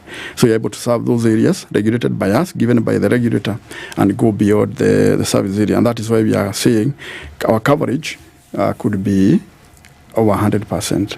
But when you look to the other WSPs or the water service providers, they may be having a challenge. So we would say probably. And the other thing is maybe the aspect of exploitation, because when you go to Nyeri County, we have 2 water towers. We have the Abadeas and the Mount Kenya. As we are drawing water from the Abadeas catchment, which has been able to serve us 100%. So it means if more resources were invested, probably we would be able to say even the other WSPs will be able to cover. Then there is also another aspect to it. When you look at the WSPs in Nyeri, they are 5 in number. They don't cover each and every area of the county. There are areas which are covered by other maybe community projects, or others which are not covered. Though again, it's also good to mention Nyeri has been rated as one of the best in terms of forest coverage. So a certain percentage may not probably require that reticulated water supply, apart maybe from the animals and such. So there is that funding gap, which we would really think that is one of the contributors why we are not able to serve 100% of our area of coverage. You have 2 water towers. Beyond serving the county, surely that resource that you find in those 2 water towers serves other counties as well, doesn't it? They do. Yes. Yeah, they do. And which are these counties that it serves? We have Mount Kenya, which, Mount Kenya, the way it is designed or the way it is, it has quite a number of counties. We have Embu, we have Nyeri, we have Tharaka Nithi, we have Meru. I think those are the counties, the ones which meet at the tip of Mount Kenya. And then Abadeas, we have Nyeri, we have Laikipia, and we have Nyandarua, even Kiambu, even Nairobi here as we talk, because they also draw water from the Abadeas catchment. So they serve different counties at different levels. But for Nyeri, we have been able to exploit or to abstract 100% of our demand from the Abadeas catchment. What contribution does the county government of Nyeri do to enhance its forest cover? Because there is a very direct correlation between forest cover and the availability of this resource we refer to as water. There have been so much. One, maybe I can start with the institutional arrangement, because like now, we have the county government and you have the executive part of it, where we have also the different departments. And we have one which is the water, sanitation and natural resources. And they have been very committed in terms of conservation, and we partner. So they support, and they also they allocate budget towards conservation, tree growing and such. And in fact, I had mentioned, we are lucky that Nyeri is one of the counties, in fact, it's the top in terms of forest coverage. And that is now. So there are so much, even us as a WSPs, we are doing so much to ensure we have a future for the future generations, because we may talk about being the top coverage today. And what about 10 years from now? And that is where we are also happy that the national government was very deliberate, equally, to come up with a national tree growing campaign targeting to do 15 billion trees by 2032. Nationally, the forest coverage is about 10%, in fact below 10%, which is not adequate. And we are quite ambitious. We want to hit 30% by 2032. So the county is doing so much, and then they also support the water companies, other key players. We have the Resource Users Association, that is the Water Resources Authority, and even community. And also those beneficiaries, those people also, like industries, who are getting water from those catchments, are also encouraged to continue playing part in terms of conservation. So when we talk about efficiency in water resource supply, there is the aspect of, as the city has said, in terms of forestry and ensuring that it is protected. But there is the other aspect as well of reuse and recycling water resources that we have, and this goes hand in hand in ensuring that the resources that we have can serve us not once but severally. So in terms of Nyawasco, these information getting to the people, how are you having that conversation? Yeah, you're right on point. The issue of conservation, the issues of efficiency is quite critical when it comes to water resource, because there is that aspect of recycling, reuse. And when you go out there, you find there are some other countries where they are able to recycle efficiently and utilize. For Nyeri, because of issues touching on topography, is something we have been thinking about, but we have not yet there. Because when you look at the cost of recycling vis-a-vis this available water supply, we find probably to be easier for us to just utilize, treat, and also discharge back to the environment, to ensure that the water we discharge back to the environment can be used by the players, or rather by the demands downstream. So in a way, at the moment, we haven't recycled enough, or rather we are not recycling, but that is a consideration, because like now, we are able to abstract 100% of our demand from Chania River. We draw it from Chania River. It means in the next 10 or so years, probably, because when you look at the trend of how the flow has been, the river will not be able to supply enough water for us to supply. So we have been also be strategic enough, trying to look at options, how best can we utilize or rather recycle what we are using. The other thing is also, and I have mentioned about it, ensure our processes, whatever we discharge back to the environment, can be utilized by the next consumer downstream. So that is how we are looking at it, and we believe we shall be able to assure future generations of adequate water supply. But when you talk of efficiency, again, it's about issues of input and output. You ensure that you get maximum out of the input. And in Nyeri, what we have ensured is the amount of water we abstract from Chania River, very least is wasted. In fact, the company is the best performing in terms of non-revenue in the country. We have been at around 17% when you compare with the national level, which is about 40%. So we have been very deliberate and ensure our processes are efficient. Water is quality. And again, most importantly, and due to the care of the environment, what we are discharging back to the environment can be utilized by the other consumers. Yeah. So when we speak of water supply, are we talking about water in the taps into homes? Are we talking about efficiency when it comes to boreholes, rising water levels, for example, so that if we do sink boreholes, there's enough water? Are we talking about filling dams when you talk about supply, or is it all encompassing? It is all encompassing because different, like now, water supply is devolved. And when you look at the over 80 or over 90 companies which are serving within the country, they have different sources. There are those who get from the dams, there are those who get from the boreholes, and among other sources. So it's a whole value chain we are talking about for us to assure that the operations we are carrying out today are quite sustainable. So it's about, it cuts across. Yeah. Okay. Yeah, if it cuts across now, there is the aspect of, as we speak right now, the country is experiencing rainfall that is out there, but most of this water is seen as waste, just flows down all the way to the Indian Ocean. So in terms of water-saving technology, since when you talk about water supply, it includes everything. And we also know the fact that due to inadequate resources, coverage also becomes a problem. But sending the information on saving the water that we have, so in terms of water catchment, having tanks and whatnot, is that an area that you engage with the locals to just ensure that water supply is also there? We do a lot, and we have been deliberate within the company and within the county, and also trying to sensitize our communities that we need to harvest water. In fact, even what we call roof catchment, because it will also save a lot of money. Because once you are able to harvest this free water from the rains, it means the bills will be able to go down. So something we have really engaged on in terms of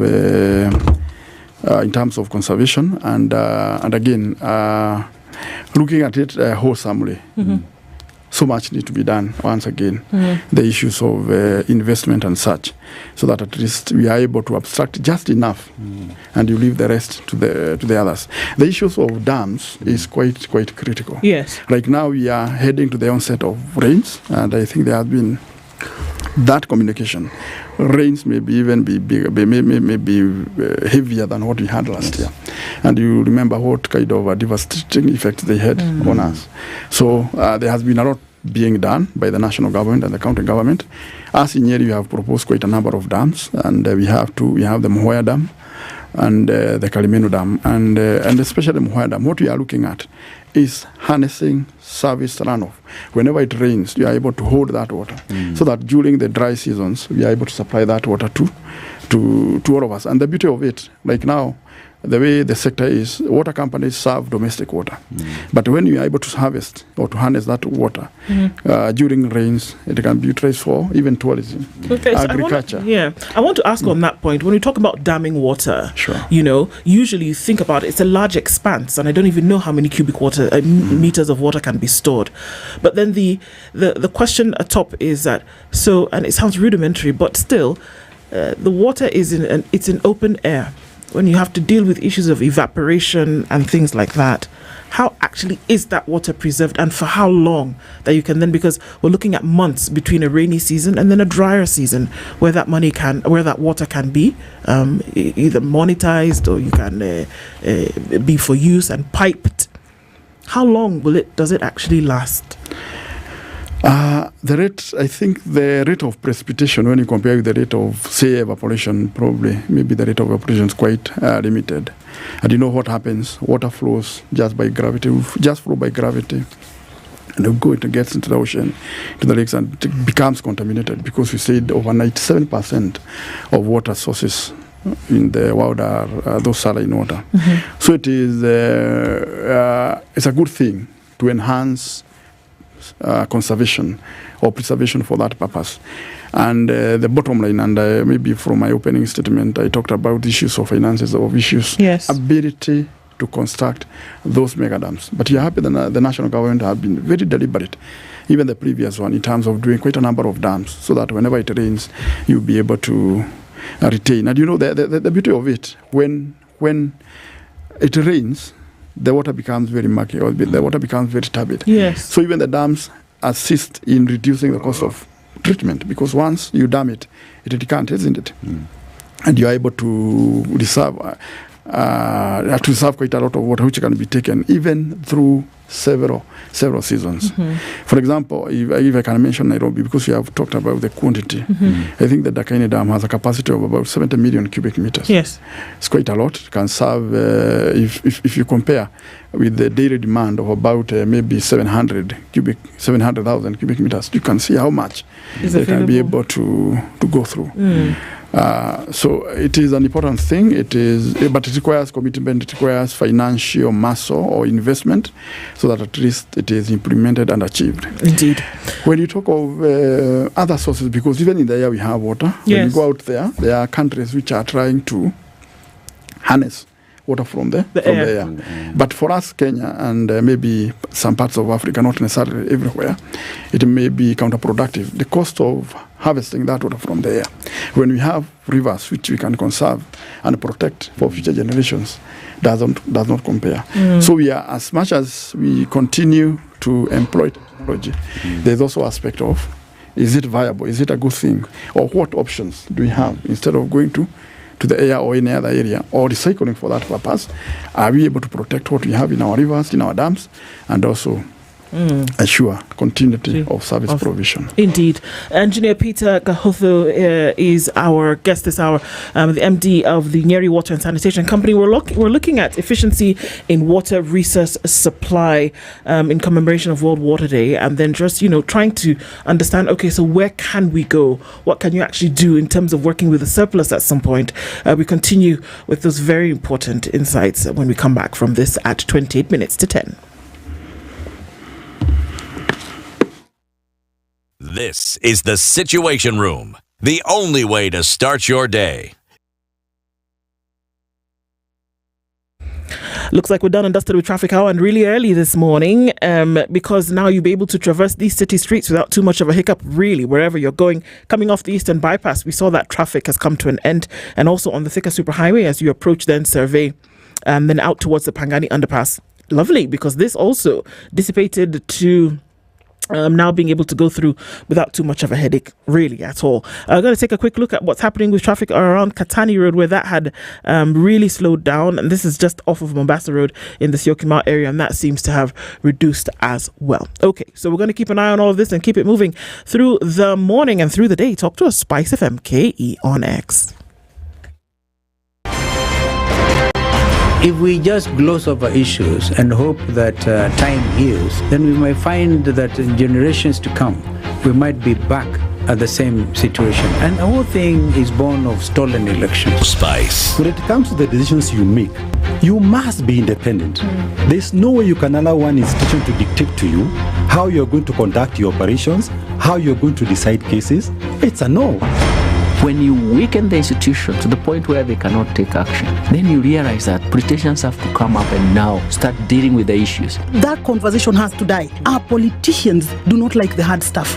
We must insist on the path of doing things right, whether popular or unpopular. Money changes hands. That is a fact. If you have political goodwill at the highest top, like in Rwanda, then corruption will be an issue of the past. If you don't have political goodwill at the top, we will pass laws, we will amend laws, we will continue passing laws and re-amending laws, and nothing will happen. This is the Situation Room, the only way to start your day. Mature, intelligent talk every morning. Spice up yourself.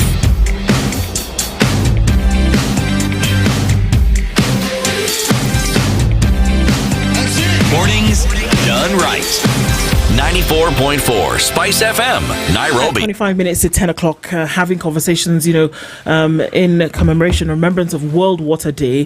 The MD for the Nyeri Water and Sanitation Company, Engineer Peter Kahoto, is our guest this hour, and we're looking at some of these very important things when it comes to ensuring water supply, not just at a county level, but at a national level. We're looking at the needs of for water around the country, and one of the things we have to ask is that water infrastructure or furniture to ensure that, one of the things that we look at the MDGs, which became SDGs later, and water is a top one of those. Not just water anywhere you look at it, but to have water infrastructure set up, that piped water. And when we go to things like sanitation and flushable toilets, for example, to move ourselves away from, traditional practices, whatever those may be. Where are we in terms of that? Because there's a supply of water, but then there's the mechanism that enables that water to be supplied, which is the infrastructure. How far would you say that we are in terms of making sure that that is optimum? Thank you. And maybe to mention, I should have the time I was starting. It's also good to recognize that today is the International Day of Forest. Okay. And where deliberate activities are being happening, and especially in Nyeri and in Nyawasco, we are doing tree growings today in our catchment. And the theme for these years is forest and food. So we appreciate all the activity and support we are receiving across board, because we cannot do it alone. In fact, when you talk about finances, it's about mobilization of finances, collaboration and partnership.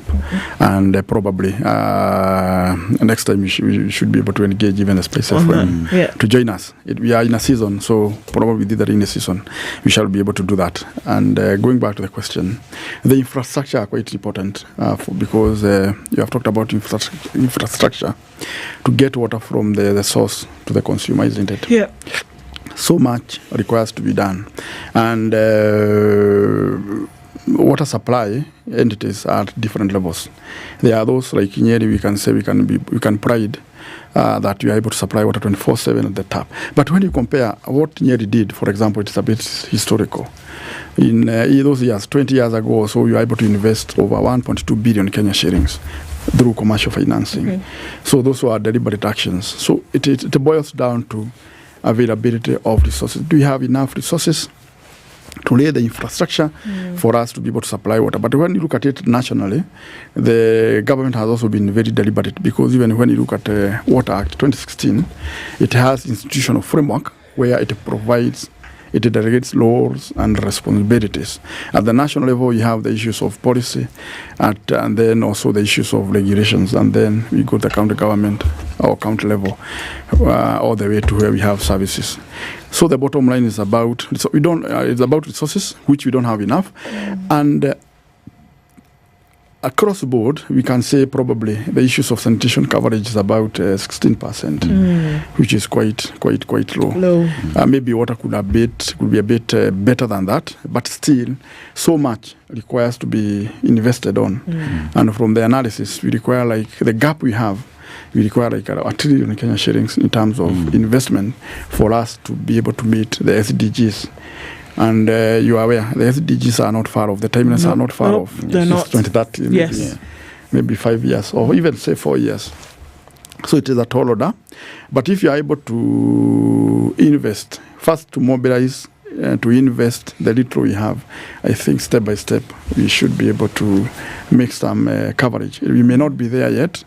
It's still a tall order, but I believe those small commitments here and there would do much. And then also the aspect of technology, employing technology, so that if you are in a setup, say, of a company, and just giving an example, you are paying so much for a certain process, say for a water treatment process, and you adopt a technology, it will save you 50%. That 50% left can be utilized to ensure you invest in terms of infrastructure and such. Engineer, is there any part of this country that never gets rain at all? At all? Meaning, it doesn't matter what you do, there's no day it gets rain? No, I doubt whether there is. There isn't. Yes. Sure. My thoughts exactly. Now, I asked the question because when we look at the subject of sustainability, you want to look at resources that are readily available. Earlier on, you talked about the harvesting of rainwater. It's talked about, but given the deluge we experience at times, and sometimes even in places which don't get rain, and what is reported that water goes to waste. If we were to harvest at the very, very domestic level of just houses, or homes or within a small community using very basic technology, it may not solve the problem, but would it not alleviate this problem that we keep talking about? Because waiting for the government to find the resources to build the dams that are actually needed, surely there is intermediate technology that can help alleviate, so that instead of facing those harsh times when there's no water, the harsh times are reduced significantly between those cycles. And in the process, other measures such as tree planting and other things that are done exactly are augmented, so that within maybe 2 cycles or so, that problem ceases to be what it was before. Yes. Is it possible such things to be done? It is possible. It is possible, and those small actions at that grassroots levels, because even when you look at a homestead, for you to harvest water, and for us who grew up in rural areas, you never used to have tap water, but you had water throughout, because probably there were a bit of investment in terms of tanks and containers, and maybe rivers were not far off, and we were able to survive without tap water. So those small actions and sensitization could really play a key role, even to uplift the living standard at the household level. Shouldn't it go into, shouldn't it go into the policy at the policy level? I remember a couple of years ago, for example, it came from government that any new, I believe there were new estates after a certain year, it was now mandatory for you to have solar panels. It would at be the very least for heating water. So now we're looking at a water issue, and we look at sanitation at 16%, 5 years away from the establishment of the SDGs, which we all ratified as nations.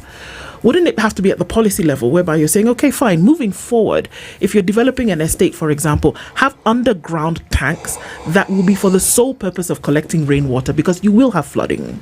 If you have an industrial park, for example, make it a mandatory thing that you have overhead underground, however you will be able to tap that water, where you have the pipage that then goes down into that. Wouldn't it make sense to have it at the policy level? Otherwise, we'd be talking about these issues, ad infinitum, without getting the results that we're looking for, with very little time left. Sure, it would be, and policy starts at the top, as I mentioned about the institutional framework. There is that top. At the top, we have the issues of policy, and then also we have the operationalization mechanism, so that it boils down to the grassroots. And probably there may be a way of how is it monitoring or following up to ensure that some of these policies, or rather the identified ways of operationalizing the policies are being adhered to. And then I think there is also the aspect of change of attitude also. I would agree with that, change of attitude, because sometimes, and maybe when we have enough, or rather we tend to waste more. And as I was saying, if you did the rain, the roof catchment harvesting, it is to save your bill, and maybe the money you'll be able to save there, you'll be able to do some other things. And then also go to the institutions, also those lower institutions, say schools and such, and invest, support the institutions and such. And then also embrace the aspect of conservation, because as much as we talk about these rains today, if you don't do so much, even the rains probably we are looking at today will not be there in the next few years. So it is quite complex, but it is achievable, and we totally agree that policy will serve. And not that we don't have policies. There could be some few policies here and there, but now again, sensitization to the local consumers or at the grassroots levels. There is, within the Water Act, a regulation that commenced on 7th April 2021, the Water Harvesting and Storage Regulation, Legal Notice 44 of 2021, meaning it exists. Then there's always the question of enforcement. How then do you ensure that it is done? Because, if, as you say correctly, there are people in the rural areas who survive on what is actually available, and they do not have piped water. It was historical, but even now, the people who do just that. Now imagine, with that intermediate technology applied and enforcement ensured, or let's talk about even the city. I know there were municipality laws when I was a child, and maybe when I got into early adulthood, you couldn't put, it was required of you when a house was put up, it was required that the gutters, and the storage for collection. It was a requirement. So the issue of water was considered. But somehow we didn't seem to have evolved and moved whatever existed then to the next level until 2021 with this act. But then the enforcement. How do you get this to be enforced? Yeah. In fact, that is one of the key, also maybe one of the other areas, the enforcement, because we normally say we have laws even across board, not necessarily even in terms of water. Across board we have laws, but the issue of enforcement and also people knowing responsibilities, I think, and that is why we have the aspect of now national government. You go to the county government, there are those other institutions who play those roles, and also we drill it down to the community level. As we have a responsibility because we partner with the community, they are our consumers. We do it, we sensitize them even in our write-ups as much as it may be a competing kind of engagement. We try as much as possible to engage, to mobilize. So aspect of county government has a key role to play in terms of mobilization, in terms of sensitization. And, the way we normally talk of the national government and administration, the chiefs and such, they have a very key responsibilities to ensure. So, and also, it can also be inculcated in schools. You see, like the way we talk of conservation, even keeping the environment clean.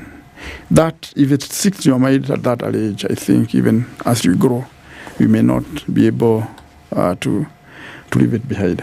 Now, Engineer, you talk about conservation, but let's talk about the fact that Nyawasco and other WSPs have invested heavily in ensuring that water is provided for the masses, for the populace out there.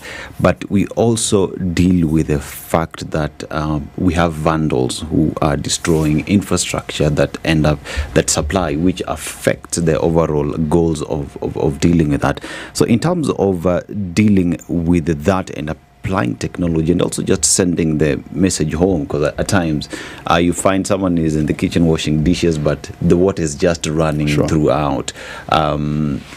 Pipes are leaking, no one bothers in fixing that, and that overall affects the distribution and supply of water. So to just have a discussion on that, what should the Kenyan Mwananchi do in ensuring that they equally pull their weight in this sector? You are right on point, because the issue of vandalism is quite critical. It's quite one of the biggest challenges we are handling at the moment, even in Nyeri. And it cuts across, not necessarily even in the water infrastructure, even to the communication power, everywhere you go. But we are hardly hit by the issues of vandals, and we have tried to partner. And this juncture, I would really want to appreciate the role the Tana Waterworks Development Agency plays. Again, I'm here courtesy of Virginia Geshoke, the CEO of Tana Waterworks Development Agency. We partner, and through the national government, or being a national government entity, they host what we call the Water Police Unit, which has partnered with us and local administration to deal with vandalism. In fact, as we speak, we are losing quite a lot, over 500,000 Kenya shillings per month. And when you talk of vandalism, first it interrupts services, because once you shut off the water supply, there's a loss of business, because loss of sales. There's also aspect of increased non-revenue water, because quite a lot of water goes to waste. Human labor, because you have to go procure those items which have been vandalized, and also again come and install them again. So when you look at the whole picture, it's quite a lot. In fact, 500,000 probably could be less. It could be more than that. And we have partnered with the local administration, the chiefs, engaging the community, engaging with the scrap metal dealers, water police unit, the staff themselves also, because they are our ambassadors out there, and also partnering with the consumers, because by the end of the day, when something happens, most of the time, you confirm maybe whoever was involved was seen. And so we partner with the community so that we are able to get those reports for us to speedily rectify the situation. And that is what we are talking about, also efficiency. How much time do you take once a water supply is interrupted, how much time do you take before you reinstate? But you are doing it at a cost. So we are calling upon, and also the media, because we have had several engagements with the media to sensitize the public the importance of maintaining these infrastructures. They are not enough, and the little we have, they are vandalized. But the other thing also, because we are not also sitting pretty, just waiting for vandalism, we are also adopting technology, trying to go for those appurtenances, fittings and pipes, which are less attractive to the vandalism. Because what we have noted, what they are more interested in is brass, that brass material or that metallic material.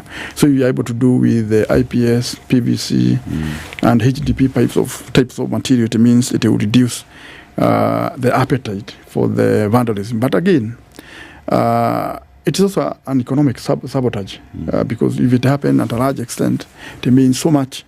If you have like Nyeri, if you don't supply water to Highlands, to Coca-Cola, it means they may not produce. So economically, they will be going down, and those probably, depending on them, they will be really be affected. So we have those avenues, mobilizing, partnerships, adoption of the current technology, and the most important, enforcement. As we speak, you have quite a number of cases in court, some in jail, who have been prosecuted because of that, getting involved with the aspect of vandalism. Sure. You know that, sorry, go ahead and do. Okay.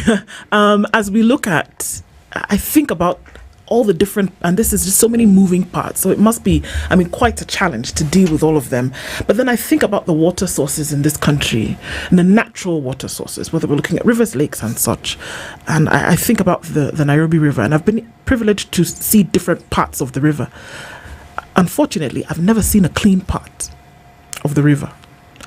And that whether that is due to human waste, or whether that is just due to irresponsibility, or whether it is due to effluents being then run off into the water sources, east to west, the sources of water also are a pain to be able to think about, which obviously contributes to, when we talk about the supply and efficiency, rather the sufficiency and efficiency of the water supply. What is being done to ensure that actually you do have water sources running clean? We've talked about Nairobi River cleanup for years, but still seems to be a pain point. I think the issue of environment is quite critical, and because when the environment is polluted, it means even the water sources will be polluted. Absolutely. And such. Maybe I would want to go back where I was saying some of these attributes can be inculcated even from the formation stages, where throwing away a waste in Haure is wrong. Even within yourself, you feel it is wrong. Though we also have the aspect of attitude. Then again, it also goes back to inadequacy of the infrastructure. If we have, say, overflowing sewerage or sewerage systems, because probably the ones we have were done so many years ago, maybe we haven't invested enough for us to take care of everything which is being generated, could cause that. But I also think if there are those strategies in place where waste is well managed, because we say waste is not a waste until you waste it. So it means if you don't waste it, you can recycle, the aspect of recycling and all that, reuse and all that. So I think there is more effort may also be required to be put, and I think that responsibility goes down to the county government. And first we have seen there are policies in place already. Then the implementation of those policies, so that we are able to manage our waste properly. We are also able to sensitize, and also enforcement. If for example, there are bylaws saying you should not drain even grey waters, sewerage water into the rivers, and you are apprehended. Yes. I think stern action should be taken against you. So, but there is also the aspect of investment. I still believe there is the aspect of investment. Investing more and also aspect of reuse and recycling, so that the little waste or the much waste is generated, instead of just throwing it away, is properly handled to ensure that we take care of the environment. You know, the act that I mentioned earlier on, 2021, we've seen other sectors of government benefit from what I'm about to say, and the act allows for it. That is private-public partnerships. And it actually allows a private individual, in compliance with all the regulations that are required, to actually develop, operate, and get into the business of actually supplying large quantities of water through dams and so forth. I'm paraphrasing. What I'm saying is, given that we've understood the limited resources that the government has, what strides have been made to get in private individuals to actually invest? Because there are investors who might be interested in investing in the water sector. Yeah, that is a good question, City, and we totally agree the issue, and that is what we are talking about, mobilizing resources in different ways. Like us in water sector, we believe we rely almost 100% on tariffs, but sometimes tariffs are not adequate, or because of one reason or the other, we are not able to generate enough. So even the national government, I think there is even an act, I may not be able to specifically quote it, the private-public partnerships, which yes, there is an act. You tap resources from the individual. You have the money. I can be able to deliver, and you pay me maybe with a certain arrangement of revenue share and so forth. Yes. So that is there. In fact, in the water sector has been at a high gear. We have had quite a number of several forums where we are seeing how best are we able to tap additional resources from the traditional ones. In fact, now that you have mentioned about resources, in June we have Water and Sanitation International Conference organized by WASPA and Ministry of Water and Irrigation. We have the Council of Governance and such, and where different stakeholders will come together and try to look opportunities of alternative financing, sustainability measures and such. So there is a huge potential in public-private partnerships, which the government, even the individual entities, can exploit and get value for money for the improved or enhanced service delivery. Yeah. So what are we looking forward to in terms of low-hanging fruit?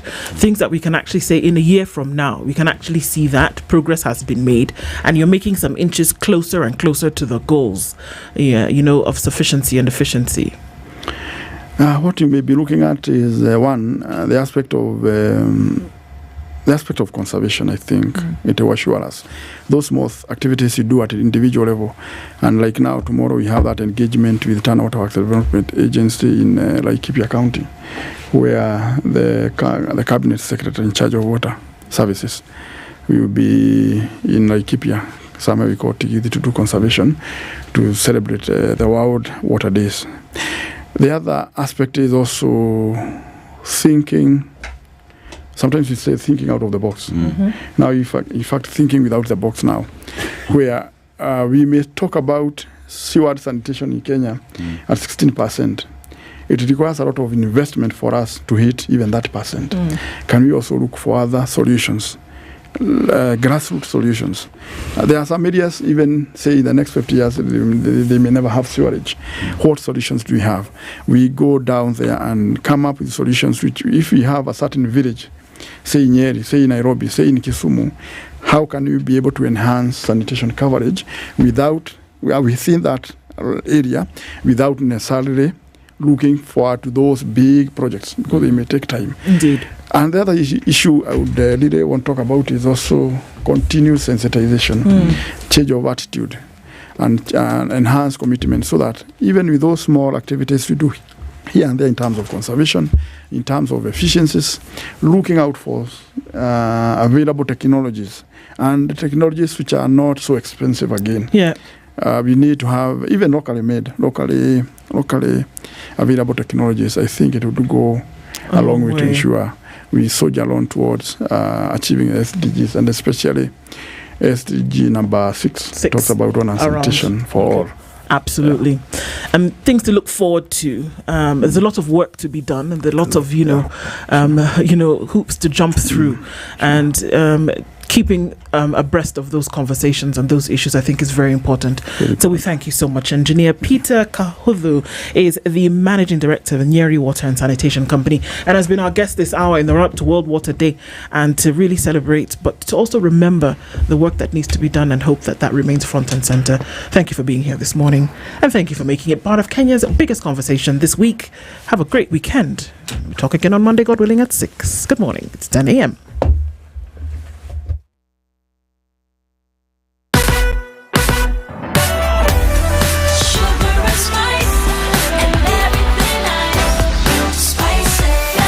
Spice up your life.